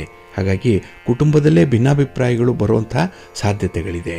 ನೀವು ಎಷ್ಟೇ ಪ್ರಯತ್ನ ಪಟ್ಟರೂ ಕೂಡ ನಿಮ್ಮಂತೆ ಫಲಿತಾಂಶಗಳು ಸಿಕ್ಕದೇ ಇದ್ದಾಗ ಮನಸ್ಸಿಗೆ ತೀವ್ರ ನಿರಾಸೆ ಉಂಟಾಗುತ್ತೆ. ಹಾಗೆ ಈ ದಿನ ನಿಮ್ಮ ಕೋಪ ತಾಪವನ್ನು ನಿಯಂತ್ರಣ ಮಾಡಿಕೊಳ್ಳೋದಂಥದ್ದು ಕೂಡ ಕಷ್ಟ. ಏಕೆಂದರೆ ನಿಮ್ಮ ನಿರೀಕ್ಷೆಗಳು ಜಾಸ್ತಿ ಇದೆ. ಆ ನಿರೀಕ್ಷೆಗಳು ಫುಲ್ಫಿಲ್ ಆಗದೇ ಇದ್ದಾಗ ಸಹಜವಾಗಿ ಕೋಪ ಬರುವಂಥದ್ದು. ಹಾಗಾಗಿ ದೋಷಾರೋಪಣೆಗಳು ಹೆಚ್ಚಾಗಿರುತ್ತೆ. ಕೆಲವೊಂದು ಅಪರೂಪದ ವ್ಯಕ್ತಿಗಳಲ್ಲೂ ಕೂಡ ಈ ದಿನ ನೀವು ದೋಷವನ್ನು ಹುಡುಕ್ತೀರಿ, ಅವರನ್ನು ಕೂಡ ದ್ವೇಷಿಸುವಂಥ ಸಂದರ್ಭಗಳು ಬರಬಹುದು. ಹಾಗಾಗಿ ಈ ದಿನ ಈ ಸಹ ಸಂಬಂಧಗಳೇನಿದೆ, ಇಂಟರ್ಪರ್ಸನಲ್ ರಿಲೇಷನ್ಶಿಪ್ ಏನಿದೆ, ಇದನ್ನು ಚೆನ್ನಾಗಿ ಕಾಯ್ದುಕೊಳ್ಬೇಕಾಗತ್ತೆ. ನಿಮ್ಮ ಕಮ್ಯುನಿಕೇಷನನ್ನು ಚೆನ್ನಾಗಿ ಇಟ್ಕೊಳ್ಳಿ, ಸಂವಹನ ಚೆನ್ನಾಗಿರಲಿ. ಮಾತು ಎಲ್ಲಿ ಮಧುರವಾಗಿದೆಯೋ ಅಲ್ಲಿ ಮಧುರವಾದಂತಹ ಪ್ರೀತಿ ಇರುತ್ತೆ. ಇಲ್ಲ ಅಂತ ಹೇಳಿದ್ರೆ ಅಂಥವರು ನಿಮ್ಮಿಂದ ದೂರ ಉಳಿಯುವಂಥ ಸಾಧ್ಯತೆ ಜಾಸ್ತಿ ಇರುತ್ತೆ. ಸ್ವಲ್ಪ ಎಚ್ಚರಿಕೆಯಿಂದ ಈ ದಿನ ಈ ಸೂಕ್ಷ್ಮತೆಗಳನ್ನು ಗಮನಿಸಬೇಕಾಗತ್ತೆ. ಹಾಗಾಗಿ ಸಂಬಂಧವನ್ನು ಕಾಯ್ದುಕೊಳ್ಳಿಕ್ಕೆ ಮೊದಲು ಪ್ರಯತ್ನ ಮಾಡಿ. ಇನ್ನು ಹಣದ ಸಂಪಾದನೆ, ವ್ಯಾಪಾರದ ಪ್ರಗತಿ ಇದೆಲ್ಲ ನಿಮಗೆ ಸೆಕೆಂಡ್ರಿ. ಆದರೆ ನಿಮಗೆ ಬಾಧಿಸ್ತಾ ಇರುವಂಥದ್ದು ಸಂಬಂಧ, ನಿಮ್ಮ ಕುಟುಂಬ ಸದಸ್ಯರು, ನಿಮ್ಮ ಪ್ರೀತಿ ಪ್ರೇಮದ ವಿಚಾರಗಳು, ಇದರ ಬಗ್ಗೆ ಈ ದಿನ ಗಮನ ಕೊಡಿ. ಅದರಲ್ಲಿ ಇರುವಂಥ ಲೋಪದೋಷಗಳನ್ನು ಸರಿಪಡಿಸ್ಕೊಳ್ಳಿ. ಭಿನ್ನಾಭಿಪ್ರಾಯಗಳನ್ನು ಈ ದಿನವೇ ನೀವು ಸರಿಪಡಿಸ್ಕೊಳ್ಳುವಂಥ ಒಂದು ಪ್ರಯತ್ನವನ್ನು ಮುಂದುವರಿಸಿ, ಒಳ್ಳೆಯದಾಗುತ್ತೆ. ನಿಮ್ಮ ಮನೆ ದೇವರನ್ನು ಸ್ಮರಣೆ ಮಾಡ್ತಾ ಇರಿ. ಹಾಗೆ ಭಕ್ತಿಯಿಂದ ನವಗ್ರಹ ಸ್ತೋತ್ರವನ್ನು ಹೇಳ್ಕೊಳ್ಳಿ, ನವಗ್ರಹಗಳ ದರ್ಶನ ಮಾಡ್ಕೊಳ್ಳಿ, ಒಳ್ಳೆಯದಾಗತ್ತೆ. ನಿಮ್ಮ ಅದೃಷ್ಟದ ಬಣ್ಣ ಬಿಳುಪು, ಅದೃಷ್ಟದ ದಿಕ್ಕು ಪೂರ್ವ ದಿಕ್ಕು, ಅದೃಷ್ಟ ಸಂಖ್ಯೆ 4. ಸಿಂಹರಾಶಿಯವರಿಗೆ ಈ ದಿನ ಕಾರ್ಯಸಾಧುವಾಗುವಂಥ ದಿನ. ಅಂದರೆ ನಿಮ್ಮ ಕೆಲಸ ಕಾರ್ಯಗಳಲ್ಲಿ ತುಂಬ ಯಶಸ್ಸನ್ನು ಪಡ್ಕೊಳ್ಳುವಂಥ ದಿನ. ಪ್ರಯತ್ನಗಳು ನಿಮಗೆ ಅನುಕೂಲವನ್ನು ತರುತ್ತೆ, ಸಂತೃಪ್ತಿಯನ್ನು ತರುತ್ತೆ. ಹಾಗೆ ಸ್ತ್ರೀ ವರ್ಗದವರಿಂದ ಈ ದಿನ ಹೆಚ್ಚಿನ ನೆರವು ಸಹಕಾರಗಳು ಕೂಡ ಸಿಕ್ಕುವಂಥದ್ದಿದೆ. ಹಾಗೆ ನೀವು ಮಾಡುವಂತಹ ಕೆಲಸ ಕಾರ್ಯಗಳ ಹಿನ್ನೆಲೆ ಕೂಡ ಸ್ತ್ರೀ ಮೂಲವಾಗಿಯೇ ಇರುವಂಥದ್ದು. ಅವರಿಂದ ಒಂದು ಬೆಂಬಲ ಇದೆ, ಅವರ ಸಹಕಾರ ಇದೆ, ಸಹಾಯ ಇದೆ. ಹಣದ ಸಹಾಯ ಅಂತೂ ಈ ದಿನ ಅವರಿಂದ ಇದ್ದೇ ಇರುತ್ತೆ. ಇದು ನಿಮ್ಮಲ್ಲಿ ಆತ್ಮವಿಶ್ವಾಸವನ್ನು ಹೆಚ್ಚಿಸುವಂಥ ಒಂದು ಪ್ರಯತ್ನ ಆಗುತ್ತೆ. ಹಾಗಾಗಿ ಕೆಲಸ ಕಾರ್ಯಗಳು ವಿಶೇಷ ರೀತಿಯಲ್ಲಿ ತುಂಬ ಯೂನಿಕ್ ಆಗಿ ನಡೆಯುವಂಥದ್ದು ಇದೆ. ಹಾಗೆ ಕುಟುಂಬ ಸದಸ್ಯರಿಂದ ಶುಭ ಸುದ್ದಿಯೊಂದನ್ನು ಕೇಳುವಂಥದ್ದು ಕೂಡ ಇದೆ. ಮನಸ್ಸಿಗೆ ಸಮಾಧಾನ ಇರುತ್ತೆ. ಹಾಗೆ ಕಠಿಣ ಪರಿಶ್ರಮದಿಂದ ಈ ದಿನ ಫಲಿತಾಂಶವನ್ನು ಪಡ್ಕೊಳ್ಳುವಂಥದ್ದು ಕೂಡ ಇದೆ. ಕಷ್ಟಪಟ್ಟೇ ಫಲಿತಾಂಶ ಸಿಕ್ಕತ್ತೆ, ಪ್ರಯತ್ನ ಮಾಡೇ ಫಲವನ್ನು ಪಡ್ಕೊಳ್ತೀರಿ, ಆದರೂ ಮನಸ್ಸಿಗೆ ಸಮಾಧಾನ ಇದೆ. ಇನ್ನು ನಿಮ್ಮ ಕಾರ್ಯಶೈಲಿ ಎಲ್ಲರನ್ನ ಬೆರಗುಗೊಳಿಸುವಂಥದ್ದು. ಅಂಥ ಒಂದು ವಿಶೇಷ ರೀತಿಯಲ್ಲಿ ಕೆಲಸಗಳನ್ನು ಮಾಡ್ತೀರಿ, ಬೇರೆ ಯಾರೂ ಮಾಡಿಲ್ಲ ಅಂಥ ಕೆಲಸ ಈ ದಿನ ನಿಮ್ಮಿಂದ ಆಗುತ್ತೆ. ನಿಮ್ಮ ಕುಟುಂಬ ಸದಸ್ಯರಿಗೆ ನಿಮ್ಮ ಬಗ್ಗೆ ಒಂದು ಹೆಮ್ಮೆ, ವಿಶ್ವಾಸ, ಆದ್ದರಿಂದಲೇ ನಿಮ್ಮಲ್ಲಿ ಇರುವಂಥ ಒಂದು ಕೀರ್ತಿ, ನಿಮ್ಮ ಹೆಸರು ಚಿರಸ್ಥಾಯಿಯಾಗಿ ನಿಲ್ಲುವಂಥ ಒಂದು ಹಾದಿಯಲ್ಲಿ ಇರುತ್ತೆ. ಹಾಗಾಗಿ ಒಳ್ಳೆಯ ಕೆಲಸಗಳನ್ನು ಮಾಡುವಂಥವ್ರಿಗೆ ಯಾವತ್ತೂ ಒಂದು ದಿನ ಜಯ ಇದ್ದೇ ಇರುತ್ತೆ ಅನ್ನೋದಕ್ಕೆ ನೀವೇ ಸಾಕ್ಷಿಯಾಗಿರ್ತೀರಿ. ಹಾಗೆ ನಿಮ್ಮ ತ್ಯಾಗ, ನಿಮ್ಮ ಪ್ರೀತಿ, ನಿಮ್ಮ ಕೆಲಸ ಕಾರ್ಯಗಳು ಯಾರಿಗೆ ತಲುಪಬೇಕೋ ಅವರಿಗೆ ತಲುಪತ್ತೆ. ಇದರಿಂದ ನಿಮಗೂ ಸಮಾಧಾನ, ಅವ್ರಿಗೂ ಕೂಡ ನಿಮ್ಮ ಬಗ್ಗೆ ಹೆಮ್ಮೆ ಇರುವಂಥ ವಿಚಾರ. ಇನ್ನು ಈ ದಿನದ ಪ್ರಯಾಣ ನಿಮಗೆ ಶುಭವನ್ನು, ಲಾಭವನ್ನು ತರುತ್ತೆ. ವ್ಯಾಪಾರ ವ್ಯವಹಾರಗಳು ಈ ದಿನ ನಿಮಗೆ ಸಮಾಧಾನಕರವಾಗಿರುತ್ತೆ. ಇನ್ನು ಈಗಾಗಲೇ ಕೈಬಿಟ್ಟು ಹೋಗಿರುವಂತಹ ಸ್ನೇಹಿತರಾಗಲಿ, ಬಂಧುಗಳಾಗಲಿ ನಿಮ್ಮ ಸಹಾಯ ಸಹಕಾರಗಳನ್ನು ಬಯಸಿ ಮತ್ತೆ ವಾಪಸ್ಸು ಬರುವಂಥ ಸೂಚನೆಗಳನ್ನು ಕೊಡ್ತಾ ಇದ್ದಾರೆ. ಇದನ್ನು ಗಮನಿಸಿ, ಅನುಕೂಲ ಇದ್ದರೆ ಅವರನ್ನು ನಿಮ್ಮ ತೆಕ್ಕೆಗೆ ಹಾಕ್ಕೊಳ್ಳಿ. ಇಲ್ಲ ಅಂತ ಹೇಳಿದ್ರೆ ಸ್ವಲ್ಪ ದಿನ ಹಾಗೆ ಒಂದು ಡಿಸ್ಟೆನ್ಸನ್ನು ಮೇಂಟೈನ್ ಮಾಡಿ, ಒಳ್ಳೆಯದಾಗುತ್ತೆ. ನಿಮ್ಮ ಮನೆ ದೇವರನ್ನು ಸ್ಮರಣೆ ಮಾಡ್ತಾ ಇರಿ. ಮಹಾಲಕ್ಷ್ಮಿಯನ್ನು ಆರಾಧನೆ ಮಾಡಿ, ಮಹಾವಿಷ್ಣುವನ್ನು ಪ್ರಾರ್ಥನೆ ಮಾಡಿಕೊಳ್ಳಿ. ಹಾಗೆ ಸುಬ್ರಹ್ಮಣ್ಯ ಸ್ವಾಮಿಯ ದರ್ಶನ ಮಾಡಿ, ಒಳ್ಳೆಯ ಫಲ ನಿಮಗೆ ಸಿಕ್ಕತ್ತೆ. ನಿಮ್ಮ ಅದೃಷ್ಟದ ಬಣ್ಣ ಕೆಂಪು, ಅದೃಷ್ಟದ ದಿಕ್ಕು ಪೂರ್ವ ದಿಕ್ಕು, ಅದೃಷ್ಟ ಸಂಖ್ಯೆ 1. ಕನ್ಯಾ ರಾಶಿಯವರಿಗೆ ಈ ದಿನ ಕಷ್ಟಪಟ್ಟರೂ ಕೂಡ ಸುಖ ಇಲ್ಲ. ನಿಮ್ಮ ಸಂಪಾದನೆ, ನಿಮ್ಮ ಒಂದು ಪ್ರಯತ್ನ ಈ ದಿನ ನಿಮಗೆ ಏನೇನೂ ತೃಪ್ತಿಯನ್ನು ತರಲ್ಲ. ಹಾಗಾಗಿ ಪ್ರಯತ್ನಗಳು ನಿರಂತರವಾಗಿ ಮುಂದುವರಿಯುತ್ತಾ ಇರುತ್ತೆ, ಆದರೆ ಸರಿ ದಾರಿಯಲ್ಲಿಲ್ಲ ಅದು. ಹಾಗಾಗಿ ನೀವು ಹಿಡಿದುಕೊಂಡಂಥ ಒಂದು ದಾರಿಯನ್ನು ಬದಲಾವಣೆ ಮಾಡಬೇಕು. ನಿಮ್ಮ ಸ್ಟ್ರಾಟಜಿಯಲ್ಲಿ ಈ ದಿನ ಅಲ್ಪ ಸ್ವಲ್ಪ ಅಪ್ಗ್ರೇಡ್ ಮಾಡಿಕೊಳ್ಬೇಕು. ಇದರಿಂದ ಫಲಿತಾಂಶ ಬಹಳ ಬೇಗ ಸಿಕ್ಕತ್ತೆ. ಹಾಗಾಗಿ ಈ ಓಬಿ ರಾಯನ ಕಾಲದ ಈ ಮಾರ್ಗ ಏನಿದೆ ಇದನ್ನು ಬಿಟ್ಟು ಹೊಸದಾಗಿರುವಂಥ ಮಾರ್ಗವನ್ನು ಆವಿಷ್ಕಾರ ಮಾಡಿ, ಸಂಶೋಧನೆ ಮಾಡಿ, ಯಾವುದೋ ಅನುಕೂಲ ಅನ್ನುವಂಥದ್ದನ್ನು ತಿಳ್ಕೊಂಡು ಮುಂದುವರಿರಿ. ಇನ್ನು ಈ ದಿನದಲ್ಲಿ ಹಣಕಾಸಿನ ಸಮಸ್ಯೆಗಳಿಗಾಗಿ ಈ ದಿನ ನೀವು ಪರಿತಪಿಸ್ತೀರಿ. ಅದಕ್ಕಾಗಿಯೇ ಸಾಲ ಸೋಲ ಮಾಡಬೇಕು, ಯಾರಿಂದಲಾದರೂ ಹಣ ಸಹಾಯ ಪಡಿಬೇಕು ಅನ್ನುವಂಥ ಆಲೋಚನೆ ಮನಸ್ಸಿನಲ್ಲಿರುತ್ತೆ. ಇನ್ನು ದೊಡ್ಡ ಬಂಡವಾಳ ಹಾಕಿ ವ್ಯವಹಾರ ಮಾಡ್ತಾ ಇರುವಂಥವ್ರು, ಜಮೀನು ಖರೀದಿ ಇರ್ಬೋದು, ವಾಹನ ಖರೀದಿ ಇರ್ಬೋದು, ಮನೆ ಕಟ್ತಾ ಇರ್ಬೋದು, ವಿವಾಹಕ್ಕೆ ಅಣಿ ಆಗ್ತಾ ಇರ್ಬೋದು, ಇಂಥವ್ರಿಗೆ ಈ ದಿನ ಸ್ವಲ್ಪ ಹಣಕಾಸಿನ ಮುಗ್ಗಟ್ಟು ತಲೆದೋರ್ಬೋದು. ಬರುವಂಥ ಹಣ ಸಕಾಲಕ್ಕೆ ಬರಲ್ಲ. ಇದರಿಂದ ಸ್ವಲ್ಪ ಗಾಬರಿ, ಸ್ವಲ್ಪ ಒತ್ತಡ, ಸ್ವಲ್ಪ ಟೆನ್ಷನ್ ಆಗುವಂಥದ್ದು ಇರುತ್ತೆ. ಆದರೆ ಅದನ್ನು ಸಮಾಧಾನವಾಗಿ ನಿಭಾಯಿಸ್ಕೊಳ್ಳಿ, ಒಳ್ಳೆಯದಾಗುತ್ತೆ. ಯಾವುದಕ್ಕೂ ಕೂಡ ಆತರ ಪಡಬೇಡಿ, ಆತರದಲ್ಲಿ ನಿರ್ಧಾರಗಳನ್ನು ಕೈಗೊಳ್ಳಬೇಡಿ. ಹಾಗೆ ಯಾವುದೇ ಒಂದು ವಿಚಾರವನ್ನಾಗಲಿ ಮೇಲ್ನೋಟಕ್ಕೆ ನೋಡಿ ತೀರ್ಮಾನಕ್ಕೆ ಬರಬೇಡಿ. ಹಾಗಾಗಿ ಪ್ರತ್ಯಕ್ಷ ನೋಡಿದ್ರೂ ಪ್ರಮಾಣಿಸಿ ನೋಡಬೇಕು. ಇಂಥ ವಿಚಾರಗಳನ್ನು ಈ ದಿನ ಬಹಳ ಸೂಕ್ಷ್ಮವಾಗಿ ನೋಡಿ. ಹಾಗೆ ಈ ಗೊಂದಲಮಯವಾದಂತಹ ಪರಿಸ್ಥಿತಿಗಳು ನಿಮ್ಮ ಉದ್ಯೋಗ ಕ್ಷೇತ್ರದಲ್ಲಿರುತ್ತೆ. ಕ್ಲಾರಿಟಿ ಇರಲ್ಲ, ಅದನ್ನು ಪಡ್ಕೊಳ್ಳುವಂಥ ಒಂದು ಪ್ರಯತ್ನ ಮಾಡಿ. ನಿಮ್ಮ ಸಹೋದ್ಯೋಗಿಗಳನ್ನು ಚೆನ್ನಾಗಿಟ್ಕೊಳ್ಳಿ, ಮೇಲಧಿಕಾರಿಗಳ ವಿಶ್ವಾಸವನ್ನು ಸಂಪಾದನೆ ಮಾಡಿಕೊಳ್ಳಿ. ಅದಕ್ಕಾಗಿ ಒಂದು ಪುಟ್ಟ ಪ್ರಯತ್ನ ಇರಲಿ, ಒಳ್ಳೆಯದಾಗತ್ತೆ. ನಿಮ್ಮ ಮನೆ ದೇವರನ್ನು ಸ್ಮರಣೆ ಮಾಡ್ತಾ ಇರಿ, ಗಣಪತಿಯನ್ನು ಆರಾಧನೆ ಮಾಡಿ, ಗಣಪತಿಯ ಸ್ತೋತ್ರವನ್ನು ಹೇಳ್ಕೊಳ್ಳಿ, ಒಳ್ಳೆಯದಾಗತ್ತೆ. ನಿಮ್ಮ ಅದೃಷ್ಟದ ಬಣ್ಣ ತಿಳಿ ಹಸಿರು, ಅದೃಷ್ಟದ ದಿಕ್ಕು ಈಶಾನ್ಯ ದಿಕ್ಕು, ಅದೃಷ್ಟ ಸಂಖ್ಯೆ 3. ತುಲಾರಾಶಿ. ತುಲಾರಾಶಿಯವರಿಗೆ ಈ ದಿನ ತುಂಬ ಗಮನಾರ್ಹವಾಗಿರುವಂತಹ ದಿನ. ಏಕೆಂದರೆ ನಿಮ್ಮ ಗಮನಕ್ಕೆ ಕೆಲವು ಹೊಸ ವಿಚಾರಗಳು ಬರುತ್ತೆ. ಹಾಗೆ ಕೆಲವು ವಿಚಾರಗಳಲ್ಲಿ ಬಂದಂತಹ ಫಲಿತಾಂಶಗಳು ನಿಮ್ಮ ಗಮನವನ್ನು ಸೆಳೆಯುತ್ತೆ. ಹಾಗೆ ಈ ದಿನ ನೀವು ಬೇರೆಯವರ ಗಮನವನ್ನು ಸೆಳೀಲಿಕ್ಕೆ ಹೆಚ್ಚು ಪ್ರಯತ್ನಶೀಲರಾಗಿರ್ತೀರಿ. ಅವರ ಅಟೆನ್ಷನ್ ಬೇಕು. ಹಾಗಾಗಿ ಈ ದಿನ ನೀವು ಅಟೆನ್ಷನ್ ಸೀಕರ್ ಆಗಿ ಇರುವಂಥವ್ರು. ಹಾಗೆ ಯಾರು ನೆಗ್ಲೆಕ್ಟ್ ಮಾಡ್ತಾ ಇದ್ದಾರೆ, ಯಾರಿಂದ ಯಾವ ಕೆಲಸಗಳಾಗ್ತಾ ಇಲ್ಲ ಅನ್ನುವಂಥ ವಿಚಾರಗಳು ಬಹಳ ಬೇಗ ನಿಮ್ಮ ಸೂಕ್ಷ್ಮ ಪ್ರಜ್ಞೆಗೆ ಹೊಳೆಯುವಂಥದ್ದಾಗುತ್ತೆ. ಹಾಗಾಗಿ ಕೆಲಸಗಳನ್ನು ಮುಂದುವರಿಸಬೇಕಾದ್ರೆ ಕೆಲವರ ಸಹಾಯವನ್ನು ಮಾತ್ರ ಪಡ್ಕೊಳ್ತೀರಿ. ಹಾಗಾಗಿ ಈ ದಿನ you will have very strong likes ಮತ್ತು ಡಿಸ್ಲೈಕ್ಸ್ ಇರುವಂಥದ್ದು. ಬೇಕಾದವರು ಹತ್ತಿರ ಇರ್ತಾರೆ, ಬೇಡ ಅಂತ ಅನಿಸಿದ್ರೆ ಅವರನ್ನು ಆದಷ್ಟು ದೂರ ಇಡ್ತೀರಿ. ಹಾಗಾಗಿ ಕಡ್ಡಿ 2 ತುಂಡಾದಂತೆ ಈ ದಿನದಲ್ಲಿ ಜೀವನದಲ್ಲಿ ನಿರ್ಧಾರಗಳನ್ನು ಕೈಗೊಳ್ಳುವಂಥದ್ದು ಕೂಡ ಇದೆ. ಹಾಗಾಗಿ ಮುಂದಿನ ಭವಿಷ್ಯಕ್ಕಾಗಿ ಒಳ್ಳೆಯ ನಿರ್ಧಾರ ಈ ದಿನ ಆಗುತ್ತೆ. ತುಂಬ ಪ್ರಾಕ್ಟಿಕಲ್ ಆಗಿರುತ್ತೆ. ಅದರಲ್ಲೂ ವಿಶೇಷವಾಗಿ ಸ್ತ್ರೀ ವರ್ಗದವರಿಂದ ಆಗಿರುವಂಥ ತೊಂದರೆ ತಾಪತ್ರಯಗಳು ಇದನ್ನು ನಿವಾರಣೆ ಮಾಡಿಕೊಳ್ಳುವಂಥ ಒಂದು ಪ್ರಯತ್ನದಲ್ಲೂ ಕೂಡ ಇರ್ತೀರಿ. ಹಾಗಾಗಿ ಆ ಪ್ರಯತ್ನಕ್ಕೆ ಫಲ ಒಂದೇ ದಿನ ಸಿಕ್ಕಲ್ಲ. ಏಕೆಂದರೆ ಹಲವಾರು ದಿನಗಳಿಂದ ಇರುವಂಥ ಒಂದು ಸಮಸ್ಯೆ ಅದು ಒಂದು ದಿನದಲ್ಲಿ ಪರಿಹಾರ ಆಗಲ್ಲ. ಸ್ವಲ್ಪ ತಾಳ್ಮೆಯಿಂದ ನೀವು ಮುಂದುವರಿರಿ, ಒಳ್ಳೆಯದಾಗುತ್ತೆ. ಇನ್ನು ಕೆಲವೊಂದು ಗೊಂದಲಮಯವಾದಂಥ ಪರಿಸ್ಥಿತಿಗಳು ಬಂದಿರಬಹುದು, ಅದನ್ನು ಚೆನ್ನಾಗಿ ನಿವಾರಣೆ ಮಾಡ್ಕೊಳ್ತೀರಿ. ಪ್ರೀತಿ ಪ್ರೇಮದ ವಿಚಾರದಲ್ಲಿ ಈ ದಿನ ತುಂಬ ಸಂತೋಷ ಇದೆ. ನಿಮ್ಮ ಆಸೆ ಆಕಾಂಕ್ಷೆಗಳನ್ನು ಈಡೇರಿಸಿಕೊಳ್ಳುವಂಥ ಒಂದು ಪ್ರಯತ್ನ ಸಕ್ಸಸ್ ಆಗುತ್ತೆ. ಹಾಗೆ ನಿಮ್ಮ ಸ್ನೇಹಿತರಿಗೆ ಮಾಡುವಂಥ ಒಂದು ಸಹಾಯ, ಅವರಿಗೆ ನೀಡುವಂಥ ಒಂದು ಸಲಹೆ, ಸಾಂತ್ವನದ ಮಾತು ಈ ದಿನ ಅವರಿಗೆ ಅದು ಬೇಕಾಗಿರುವಂಥದ್ದು, ಅದನ್ನು ಸಕಾಲಕ್ಕೆ ಕೊಡ್ತೀರಿ. ಇದು ನಿಮ್ಮ ವ್ಯಕ್ತಿತ್ವವನ್ನು, ನಿಮ್ಮ ಗೌರವವನ್ನು ಹೆಚ್ಚಿಸುವಂಥ ಒಂದು ಕೆಲಸ ಕೂಡ. ಹಾಗೆ ಈ ದಿನ ಕುಟುಂಬಸ್ಥರ ವಿಚಾರದಲ್ಲೂ ಕೂಡ ಬಹಳ ಎಚ್ಚರಿಕೆಯಿಂದ ಇರ್ತೀರಿ. ಅವರ ಬೇಕು ಬೇಡಗಳನ್ನು ಚೆನ್ನಾಗಿ ನಿಭಾಯಿಸ್ತೀರಿ. ನಿಮ್ಮ ಮನೆ ದೇವರನ್ನು ಸ್ಮರಣೆ ಮಾಡಿಕೊಳ್ಳಿ, ಸುಬ್ರಹ್ಮಣ್ಯ ಸ್ವಾಮಿಯ ದರ್ಶನ ಮಾಡಿ ಸ್ತೋತ್ರ ಹೇಳ್ಕೊಳ್ಳಿ, ಒಳ್ಳೆಯದಾಗುತ್ತೆ. ನಿಮ್ಮ ಅದೃಷ್ಟದ ಬಣ್ಣ ಬಿಳುಪು, ಅದೃಷ್ಟದ ದಿಕ್ಕು ಈಶಾನ್ಯ ದಿಕ್ಕು, ಅದೃಷ್ಟ ಸಂಖ್ಯೆ 1. ವೃಶ್ಚಿಕ ರಾಶಿ. ವೃಶ್ಚಿಕ ರಾಶಿಯವರಿಗೆ ಈ ದಿನ 12ರ ಸ್ಥಾನದಲ್ಲಿ ಚಂದ್ರ ಇರೋದರಿಂದ ಮಿಶ್ರ ಫಲಗಳು ಇರುತ್ತೆ ನಿಮಗೆ. ಹಾಗಾಗಿ ಯಾವುದೇ ಒಂದು ಕೆಲಸ ಕಾರ್ಯಗಳಲ್ಲಿ ಸಂಪೂರ್ಣವಾದಂತಹ ತೃಪ್ತಿ ಅನ್ನುವಂಥದ್ದು ಇಲ್ಲ.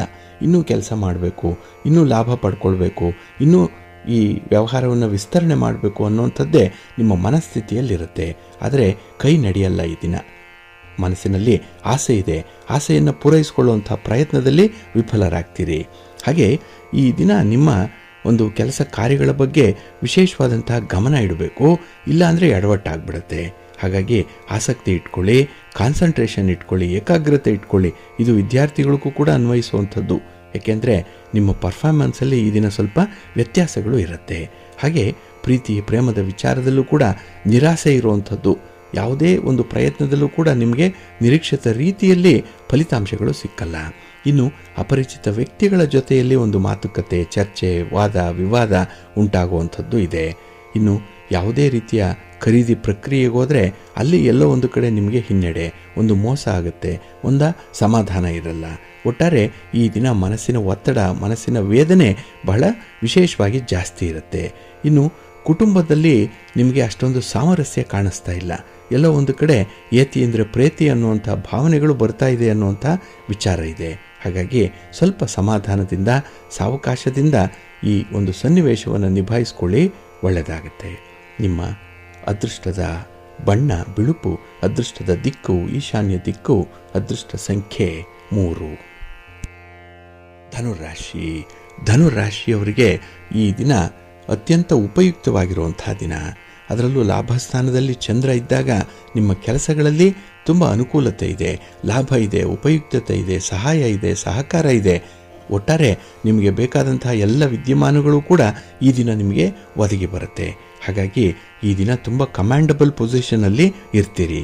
ಹಾಗೆ ದೈವಿಕ ಕಾರ್ಯಗಳಲ್ಲಿ ಭಾಗವಹಿಸುವಂಥ ಸಾಧ್ಯತೆಗಳು ಕೂಡ ಇದೆ. ಇನ್ನು ಕುಟುಂಬ ಸದಸ್ಯರ ಜೊತೆಯಲ್ಲಿ ಕೆಲವು ಗುರುತರವಾದಂತಹ ವಿಚಾರಗಳ ಚರ್ಚೆ ಆಗುತ್ತೆ.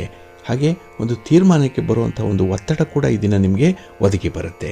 ಹಾಗೆ ಕೈಗೊಂಡಂತಹ ಕೆಲಸ ಕಾರ್ಯಗಳು ವಿಳಂಬ ಆಗ್ತಾ ಇದ್ರೂ ಕೂಡ ಅದನ್ನು ಲೆಕ್ಕಿಸದೆ ಮುಂದುವರಿಸ್ತಾ ಇದ್ದೀರಿ. ಇದು ನಿಮ್ಮ ಹಠದ ಸ್ವಭಾವ, ಛಲದ ಸ್ವಭಾವವನ್ನು ತಿಳಿಸುವಂಥದ್ದು. ಇನ್ನು ಬಹಳ ವಿಶೇಷವಾಗಿ ಈ ದಿನ ನೊಂದಿರುವಂಥವ್ರಿಗೆ, ಬೆಂದಿರುವಂಥವ್ರಿಗೆ, ನಿರ್ಗತಿಕರಿಗೆ, ಅನಾಥರಿಗೆ ಏನಾದರೂ ಸಹಾಯ ಮಾಡಬೇಕು ಅನ್ನುವಂಥ ವಿಚಾರ ಮನಸ್ಸಿಗೆ ಬರುತ್ತೆ. ಹಾಗಾಗಿ ಪರೋಪಕಾರಿ ಭಾವನೆ ಬರುವಂಥದ್ದು ಬಹಳ ಬೇಗ ನಿಮಗೆ ಈ ದಿನ ಅದು ಸ್ಫುರಿಸುವಂಥದ್ದು. ಹಾಗೆ ಕಷ್ಟ ಸುಖಗಳಿಗೆ ಸ್ಪಂದಿಸುವಂತಹ ಮನಸ್ಸು ಇದೆ, ಮನೋಭಾವ ಇದೆ. ಹಾಗೆ ಈ ದಿನ ನಿಮ್ಮ ಒಡ ಹುಟ್ಟಿದವರ ಜೊತೆಯಲ್ಲೂ ಕೂಡ ಕೆಲವೊಂದು ವಿಚಾರಗಳಲ್ಲಿ ಮಾತುಕತೆ ನಡೆಯುವಂಥದ್ದು. ಹಾಗೆ ಈ ಮಾತು ಮಥನದಿಂದ ಕೆಲವೊಂದು ವಿಶೇಷವಾದಂಥ ಸುದ್ದಿಗಳು ಹೊರಬರುವಂಥ ಸಾಧ್ಯತೆಗಳು ಕೂಡ ಇದೆ. ಒಟ್ಟಾರೆ ಈ ದಿನ ಆರೋಗ್ಯ ಚೆನ್ನಾಗಿದೆ, ವ್ಯಾಪಾರ ಚೆನ್ನಾಗಿದೆ, ಉದ್ಯೋಗ ಚೆನ್ನಾಗಿದೆ, ಪರಿಸ್ಥಿತಿ ಚೆನ್ನಾಗಿದೆ, ಪರಿಸರ ಚೆನ್ನಾಗಿದೆ. ಎಲ್ಲವೂ ಕೂಡ ಚೆನ್ನಾಗಿರುವಾಗ ಈ ದಿನ ಒಳ್ಳೆಯ ಆಲೋಚನೆ ಮಾಡಿ ಒಳ್ಳೆಯ ಕೆಲಸಗಳನ್ನು ನೀವು ಮುಂದುವರಿಸಿ ಒಳ್ಳೆಯದಾಗುತ್ತೆ. ನಿಮ್ಮ ಮನೆ ದೇವರನ್ನು ಸ್ಮರಣೆ ಮಾಡಿಕೊಳ್ಳಿ. ಹಾಗೆ ಭಕ್ತಿಯಿಂದ ಈ ದಿನ ಶ್ರೀ ಲಕ್ಷ್ಮೀ ನರಸಿಂಹ ಸ್ತೋತ್ರವನ್ನು ಹೇಳ್ಕೊಳ್ಳಿ, ಒಳ್ಳೆಯದಾಗುತ್ತೆ. ನಿಮ್ಮ ಅದೃಷ್ಟದ ಬಣ್ಣ ಕೆಂಪು, ಅದೃಷ್ಟದ ದಿಕ್ಕು ಈಶಾನ್ಯ ದಿಕ್ಕು, ಅದೃಷ್ಟ ಸಂಖ್ಯೆ 1. ಮಕರ ರಾಶಿ. ಮಕರ ರಾಶಿಯವರಿಗೆ ಈ ದಿನ ಲಾಭದಾಯಕವಾದಂತಹ ದಿನ. ನಿಮ್ಮ ಕೆಲಸ ಕಾರ್ಯಗಳಿಂದ ಲಾಭ ಉಂಟಾಗುತ್ತೆ, ನಿಮ್ಮ ಪ್ರಯಾಣದಿಂದ ಶುಭ ಉಂಟಾಗುತ್ತೆ. ಹಾಗಾಗಿ ನಿಮ್ಮ ಪ್ರಯತ್ನಗಳು ಈ ದಿನ ನಿಮ್ಮ ಪರವಾದಂತಹ ಫಲಿತಾಂಶವನ್ನು ತಂದುಕೊಡುತ್ತೆ. ಹಾಗೆ ನಿಮ್ಮ ಜವಾಬ್ದಾರಿಯುತವಾದಂತಹ ಸ್ಥಾನ, ನೀವು ಕುಟುಂಬದಲ್ಲಿ ಪಡ್ಕೊಂಡಿರುವಂತಹ ಒಂದು ವೇದಿಕೆ ಈ ದಿನ ನಿಮಗೆ ತುಂಬ ಸಂತೋಷವನ್ನು ತರುತ್ತೆ. ಏಕೆಂದರೆ ಹಿಂದೆ ಮಾಡಿರುವಂಥ ಒಂದು ಒಳ್ಳೆಯ ಕಾರ್ಯ ಈ ದಿನ ಒಳ್ಳೆಯ ಫಲಿತಾಂಶಗಳನ್ನು ನಿಮಗೆ ತಂದು ಕೊಡ್ತಾ ಇದೆ. ಹಾಗೆ ನಿಮ್ಮ ಕಾರ್ಯ ದಕ್ಷತೆಯನ್ನು ಹೆಚ್ಚಿಸಿಕೊಳ್ಳುವಂಥ ವಿಚಾರಗಳು ಕೂಡ ಈ ದಿನ ಪ್ರಸ್ತಾಪಕ್ಕೆ ಬರುತ್ತೆ. ಹಾಗಾಗಿ ನಿಮ್ಮಲ್ಲಿರುವಂಥ ಒಂದು ಟ್ಯಾಲೆಂಟ್ ಆಗಲಿ, ನಿಮ್ಮ ಅನುಭವ ಆಗಲಿ ಈ ದಿನ ಶ್ರೇಷ್ಠ ಮಟ್ಟದಲ್ಲಿ ಬಳಕೆ ಆಗುತ್ತೆ. ಇದು ಮನಸ್ಸಿಗೆ ನಿಮಗೆ ಸಮಾಧಾನವನ್ನು ತರುತ್ತೆ. ಹಾಗೆ ಈ ದಿನ ಒಂದು ವ್ಯಾಪಾರಿ ಚಟುವಟಿಕೆಗಳಿಂದ ನಿಮಗೆ ಹೆಚ್ಚಿನ ಲಾಭಗಳು ಉಂಟಾಗುವಂಥದ್ದು, ಹೊಸ ಜನರ ಪರಿಚಯ ಆಗುತ್ತೆ, ಸ್ಪರ್ಧೆಯನ್ನು ಬಹಳ ಚೆನ್ನಾಗಿ ಎದುರಿಸ್ತೀರಿ ಈ ದಿನದಲ್ಲಿ. ಹಾಗಾಗಿ ಹಣಕಾಸಿನ ಲಾಭ ಈ ದಿನ ಬಹಳ ವಿಶೇಷ ರೀತಿಯಲ್ಲಿ ಒದಗಿ ಬರುತ್ತೆ. ಕಡಿಮೆ ಆದರೂ ತೃಪ್ತಿ ಅನ್ನುವಂಥದ್ದು ಇದೆ. ಹಾಗೆ ಈ ದಿನ ನಿಮ್ಮ ಸಂಗಾತಿಯಿಂದ ಭಾವನಾತ್ಮಕವಾದಂಥ ಬೆಂಬಲವನ್ನು ಪಡ್ಕೊಳ್ತೀರಿ. ಇದು ನಿಮಗೆ ಪ್ಲಸ್ ಪಾಯಿಂಟ್ ಆಗಿ ಇರುವಂಥದ್ದು. ಹಾಗೆ ಪ್ರಮುಖವಾದಂತಹ ವಿಚಾರಗಳಲ್ಲಿ ಒಪ್ಪಂದವನ್ನು ಮಾಡಿಕೊಳ್ಳುವಂಥದ್ದು, ಏನೋ ಒಂದು ರೀತಿಯಲ್ಲಿ ಅಗ್ರಿಮೆಂಟ್ ಆಗುತ್ತೆ. ಇದು ಸ್ಟ್ಯಾಂಪ್ ಪೇಪರ್ ಮೇಲೆ ಆಗಬೇಕು ಅಂತೇನಿಲ್ಲ. ವ್ಯಕ್ತಿಗಳ ಮಾತುಕತೆಯಲ್ಲಿ ನಡೆಯುವಂತಹ ಸಂದರ್ಭದಲ್ಲಿ ಒಂದು ಮಾತನ್ನು ಕೊಟ್ಟರೆ ಅಥವಾ ಒಂದು ಮಾತನ್ನು ಪಡ್ಕೊಂಡ್ರೆ ಅದೇ ಒಂದು ರೀತಿಯಲ್ಲಿ ಹೊಸ ಒಪ್ಪಂದದಂತೆ ಇರುವಂಥದ್ದು, ಒಂದು ಕರಾರು, ಒಂದು ಅಗ್ರಿಮೆಂಟು, ಒಂದು MOU ರೀತಿಯಲ್ಲಿ ಅದು ಮುಂದಿನ ಜೀವನಕ್ಕೆ ನಿಮಗೆ ಬೇಕಾಗುತ್ತೆ. ಹಾಗೆ ಈ ದಿನ ನಿಮ್ಮ ಮಾತಿನ ಬೆಲೆಯನ್ನು ಹೆಚ್ಚಿಸ್ಕೊಳ್ಬೇಕು ಅಂತ ಹೇಳಿದ್ರೆ ಕೊಟ್ಟ ಮಾತನ್ನು ಉಳಿಸ್ಕೊಳ್ಬೇಕು, ಆಡಿದ ಮಾತನ್ನು ಈ ದಿನ ಉಳಿಸ್ಕೊಳ್ಳಿ. ಹಾಗಾಗಿ ನೀವು ಯಾರಿಗಾದರೂ ಯಾವುದೇ ರೀತಿಯಲ್ಲಿ ಭರವಸೆಯನ್ನು ಕೊಟ್ಟಿದ್ದರೆ, ಒಂದು ಪ್ರಾಮಿಸನ್ನು ಕೊಟ್ಟಿದ್ದರೆ ಅದನ್ನು ಈ ದಿನ ಫುಲ್ಫಿಲ್ ಮಾಡಿಕೊಳ್ಳುವಂಥ ಒಂದು ಪ್ರಯತ್ನ ಮಾಡಿ. ಇನ್ನು ಮುಂದೆ ಇಂಥ ಅವಕಾಶಗಳು ನಿಮಗೆ ಸಿಕ್ಕಲ್ಲ. ನಿಮ್ಮ ಮನೆ ದೇವರನ್ನು ಸ್ಮರಣೆ ಮಾಡ್ತಾ ಇರಿ. ಹಾಗೆ ಭಕ್ತಿಯಿಂದ ಗಣಪತಿಯನ್ನು ಈ ದಿನ ಪ್ರಾರ್ಥನೆ ಮಾಡಿಕೊಳ್ಳಿ, ಒಳ್ಳೆಯದಾಗುತ್ತೆ. ನಿಮ್ಮ ಅದೃಷ್ಟದ ಬಣ್ಣ ಗುಲಾಬಿ, ಅದೃಷ್ಟದ ದಿಕ್ಕು ಈಶಾನ್ಯ ದಿಕ್ಕು, ಅದೃಷ್ಟ ಸಂಖ್ಯೆ 1. ಕುಂಭರಾಶಿ. ಕುಂಭರಾಶಿಯವರಿಗೆ ಈ ದಿನ ಆರೋಗ್ಯ ಕೈ ಕೊಡುವಂತಹ ದಿನ. ನಿಮ್ಮ ಕೆಲಸ ಕಾರ್ಯಗಳಲ್ಲಿ ಮಿಶ್ರ ಫಲಗಳಿರುವಂತಹ ದಿನ. ಹಾಗಾಗಿ ನಿಮ್ಮ ಪ್ರಯತ್ನಕ್ಕೆ 100ಕ್ಕೆ 100ರಷ್ಟು ಯಶಸ್ಸು ಸಿಗ್ತಾ ಇಲ್ಲ. ಎಲ್ಲೋ ಒಂದು ಕಡೆ ಅಪರೂಪವಾಗಿ ಅಪೂರ್ಣವಾಗುವಂಥದ್ದು. ಇದರಿಂದ ಹೆಚ್ಚಿನ ಪರಿಶ್ರಮ ಇದೆ. ಹಾಗಾಗಿ ಸ್ವಲ್ಪ ಓಡಾಟ, ಸ್ವಲ್ಪ ಖರ್ಚು ವೆಚ್ಚಗಳು ಈ ದಿನ ಆಗುವಂಥದ್ದು ಇದೆ. ಇನ್ನು ಈ ದಿನದಲ್ಲಿ ಬಾಲ್ಯದ ಗೆಳೆಯರ ಜೊತೆಯಲ್ಲಿ ಏನೋ ಒಂದು ರೀತಿಯಲ್ಲಿ ವಿವಾದಗಳನ್ನು ಉಂಟು ಮಾಡ್ಕೊಳ್ತೀರಿ. ಸುಖವಾಗಿರುವಂತಹ ಸಂದರ್ಭದಲ್ಲಿ ಎಲ್ಲ ಒಂದು ಸಣ್ಣ ಮಟ್ಟದಲ್ಲಿ ಭಿನ್ನಾಭಿಪ್ರಾಯ ಬರುವಂಥದ್ದು. ಒಂದು ವೇಳೆ ಅದನ್ನು ನೀವು ನಿರ್ಲಕ್ಷ್ಯ ಮಾಡಿದ್ರೆ ಜೀವನ ಸುಭಿಕ್ಷವಾಗಿರುತ್ತೆ, ಸಂತೋಷವಾಗಿರುತ್ತೆ. ಅದನ್ನೇ ಸೀರಿಯಸ್ ಆಗಿ ತೆಗೆದುಕೊಂಡ್ರೆ ಈ ದಿನ ನಿಮಗೆ ದುಸ್ತರವಾಗಿಬಿಡುತ್ತೆ. ಯಾವುದೇ ಕೆಲಸ ಕಾರ್ಯಗಳಲ್ಲೂ ಕೂಡ ಆಸಕ್ತಿ ಅನ್ನುವಂಥದ್ದು ಇರಲ್ಲ. ಇನ್ನು ಈ ದಿನ ಪ್ರಮುಖ ಕಾರ್ಯಗಳನ್ನು ಮುಂದೂಡುವಂಥ ಒಂದು ಪ್ರಶ್ನೆ ಕೂಡ ಇದೆ. ಏಕೆಂದರೆ ನಿಮ್ಮ ಸೋಮಾರಿತನದಿಂದ ಈ ದಿನ ಕೆಲಸಗಳನ್ನು ಮಾಡಲಿಕ್ಕೆ ಇಷ್ಟ ಆಗಲ್ಲ, ಮುಂದಕ್ಕೆ ಹಾಕಬೇಕು ಅನಿಸುತ್ತೆ. ಹಾಗಾಗಿನೇ ಈ ದಿನ ಕೆಲವು ಪ್ರಾಮಿಸ್ಗಳನ್ನು, ಕೆಲವು ಭರವಸೆಗಳನ್ನು ಈಡೇರಿಸಲಿಕ್ಕೂ ಕೂಡ ಸಾಧ್ಯ ಆಗಲ್ಲ.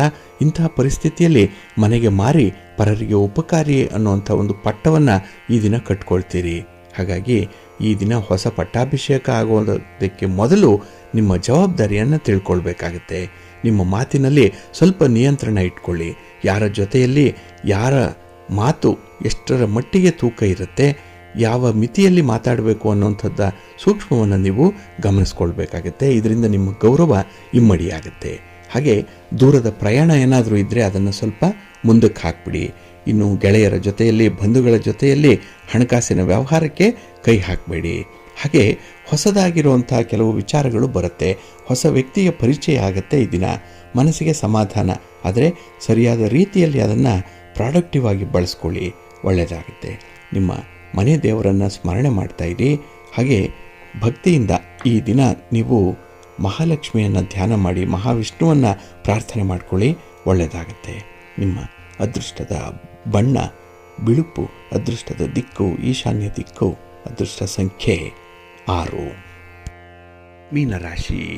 ಮೀನರಾಶಿಯವರಿಗೆ ಈ ದಿನ ಮಿಶ್ರ ಫಲಗಳಿರುವಂಥ ದಿನ. ಅದರಲ್ಲೂ ಚಂದ್ರನಿಂದ ನಿಮಗೆ ಅನುಕೂಲತೆಗಳು ಕಡಿಮೆ. ಹಾಗೆ ನಿಮ್ಮ ಸ್ನೇಹಿತರಿಂದ ಕೂಡ ಸಕಾಲಕ್ಕೆ ಅನುಕೂಲತೆಗಳು ಸಿಕ್ಕಲ್ಲ. ಇನ್ನು ಬಹಳ ವಿಶೇಷ ಅಂತ ಹೇಳಿದ್ರೆ ಈ ದಿನದ ಹಣಕಾಸಿನ ವ್ಯವಹಾರಗಳಲ್ಲಿ ಸ್ವಲ್ಪ ಹಿನ್ನಡೆ ಉಂಟಾಗುತ್ತೆ. ಎಲ್ಲೋ ಒಂದು ಕಡೆ ನಷ್ಟ ಉಂಟಾಗುವಂಥದ್ದು, ಕೊಟ್ಟ ಸಾಲ ವಾಪಸ್ಸು ಬರಲ್ಲ, ಗಂಟು ನಂಟು ಎರಡೂ ಉಳಿಯಲ್ಲ ಅಂಥ ಒಂದು ಪರಿಸ್ಥಿತಿ ಈ ದಿನ ನಿಮ್ಮಲ್ಲಿ ಒದಗಿ ಬರುತ್ತೆ. ಹಾಗೆ ಈ ದಿನ ನಿಮ್ಮ ಬಾಲ್ಯದ ಗೆಳೆಯರ ಜೊತೆಯಲ್ಲಿ ಎಲ್ಲೋ ಒಂದು ಮನಸ್ತಾಪ ಆಗುತ್ತೆ, ಏನೋ ಮಾತಿಗೆ ಮಾತು ಸೇರುವಂಥದ್ದು. ಹಾಗಾಗಿ ಈ ಟೈಮ್ ಪಾಸ್ಗಾಗಿ ಮಾತಾಡುವಂಥ ಮಾತು ಈ ದಿನ ನಿಮಗೆ ದುರ್ಬಲವಾಗುತ್ತೆ. ಇನ್ನು ವಿಶೇಷ ರೀತಿಯಲ್ಲಿ ಕೆಲಸಗಳನ್ನು ಮುಂದೂಡುವಂಥ ಒಂದು ಸಬೂಬನ್ನು ಹೇಳ್ತೀರಿ, ಏನೋ ಒಂದು ರೀಸನ್ ನಿಮಗೆ ಸಿಕ್ಕತ್ತೆ. ಹಾಗಾಗಿ ಕೆಲಸ ಕಾರ್ಯಗಳನ್ನು ಮುಂದೂಡಲಿಕ್ಕೆ ಇದು ಕೂಡ ಕಾರಣವಾಗುತ್ತೆ. ಸ್ವಲ್ಪ ಎಚ್ಚರಿಕೆಯಿಂದ ಕೆಲಸಗಳನ್ನು ಆರಂಭ ಮಾಡಿದ್ರೆ ಮುಕ್ತಾಯ ಮಾಡಿಬಿಡಿ. ಇನ್ನು ಈ ದಿನ ಕುಟುಂಬಸ್ಥರ ಆರೋಗ್ಯದ ಕಡೆ ಗಮನ ಕೊಡಿ, ಅವರ ಬೇಕು ಬೇಡಗಳನ್ನು ಸ್ವಲ್ಪ ನೋಡಿಕೊಳ್ಳುವಂಥ ಒಂದು ಪ್ರಯತ್ನ ಕೂಡ ಮಾಡಿ. ಇನ್ನು ಈ ದಿನದಲ್ಲಿ ಮನೆಯ ಹೊರಗೆ ನಿಮ್ಮ ಗೌರವಕ್ಕೆ ಚ್ಯುತಿ ಬರುವಂಥ ಸಾಧ್ಯತೆ ಕೂಡ ಇದೆ. ಮನೆಯ ಒಳಗೆ ಏನೋ ಒಂದು ನಿಭಾಯಿಸ್ತೀರಿ, ಆದರೆ ಮನೆಯ ಹೊರಗೆ ಈ ದಿನ ಸ್ವಲ್ಪ ಕಷ್ಟಪಡಬೇಕಾಗತ್ತೆ. ಸ್ವಲ್ಪ ತಾಳ್ಮೆ ಇರಲಿ, ಹೊಂದಾಣಿಕೆ ಇರಲಿ. ನಿಮ್ಮ ಮನೆ ದೇವರನ್ನು ಸ್ಮರಣೆ ಮಾಡಿಕೊಳ್ಳಿ. ಹಾಗೆ ಭಕ್ತಿಯಿಂದ ಈ ದಿನ ನೀವು ಶ್ರೀರಾಮ ರಕ್ಷಾ ಸ್ತೋತ್ರವನ್ನು ಹೇಳ್ಕೊಳ್ಳಿ, ರಾಮನಾಮ ಜಪ ಮಾಡಿ, ಒಳ್ಳೆಯದಾಗತ್ತೆ. ನಿಮ್ಮ ಅದೃಷ್ಟದ ಬಣ್ಣ ತಿಳಿ ನೀಲಿ, ಅದೃಷ್ಟದ ದಿಕ್ಕು ಈಶಾನ್ಯ ದಿಕ್ಕು, ಅದೃಷ್ಟ ಸಂಖ್ಯೆ 2.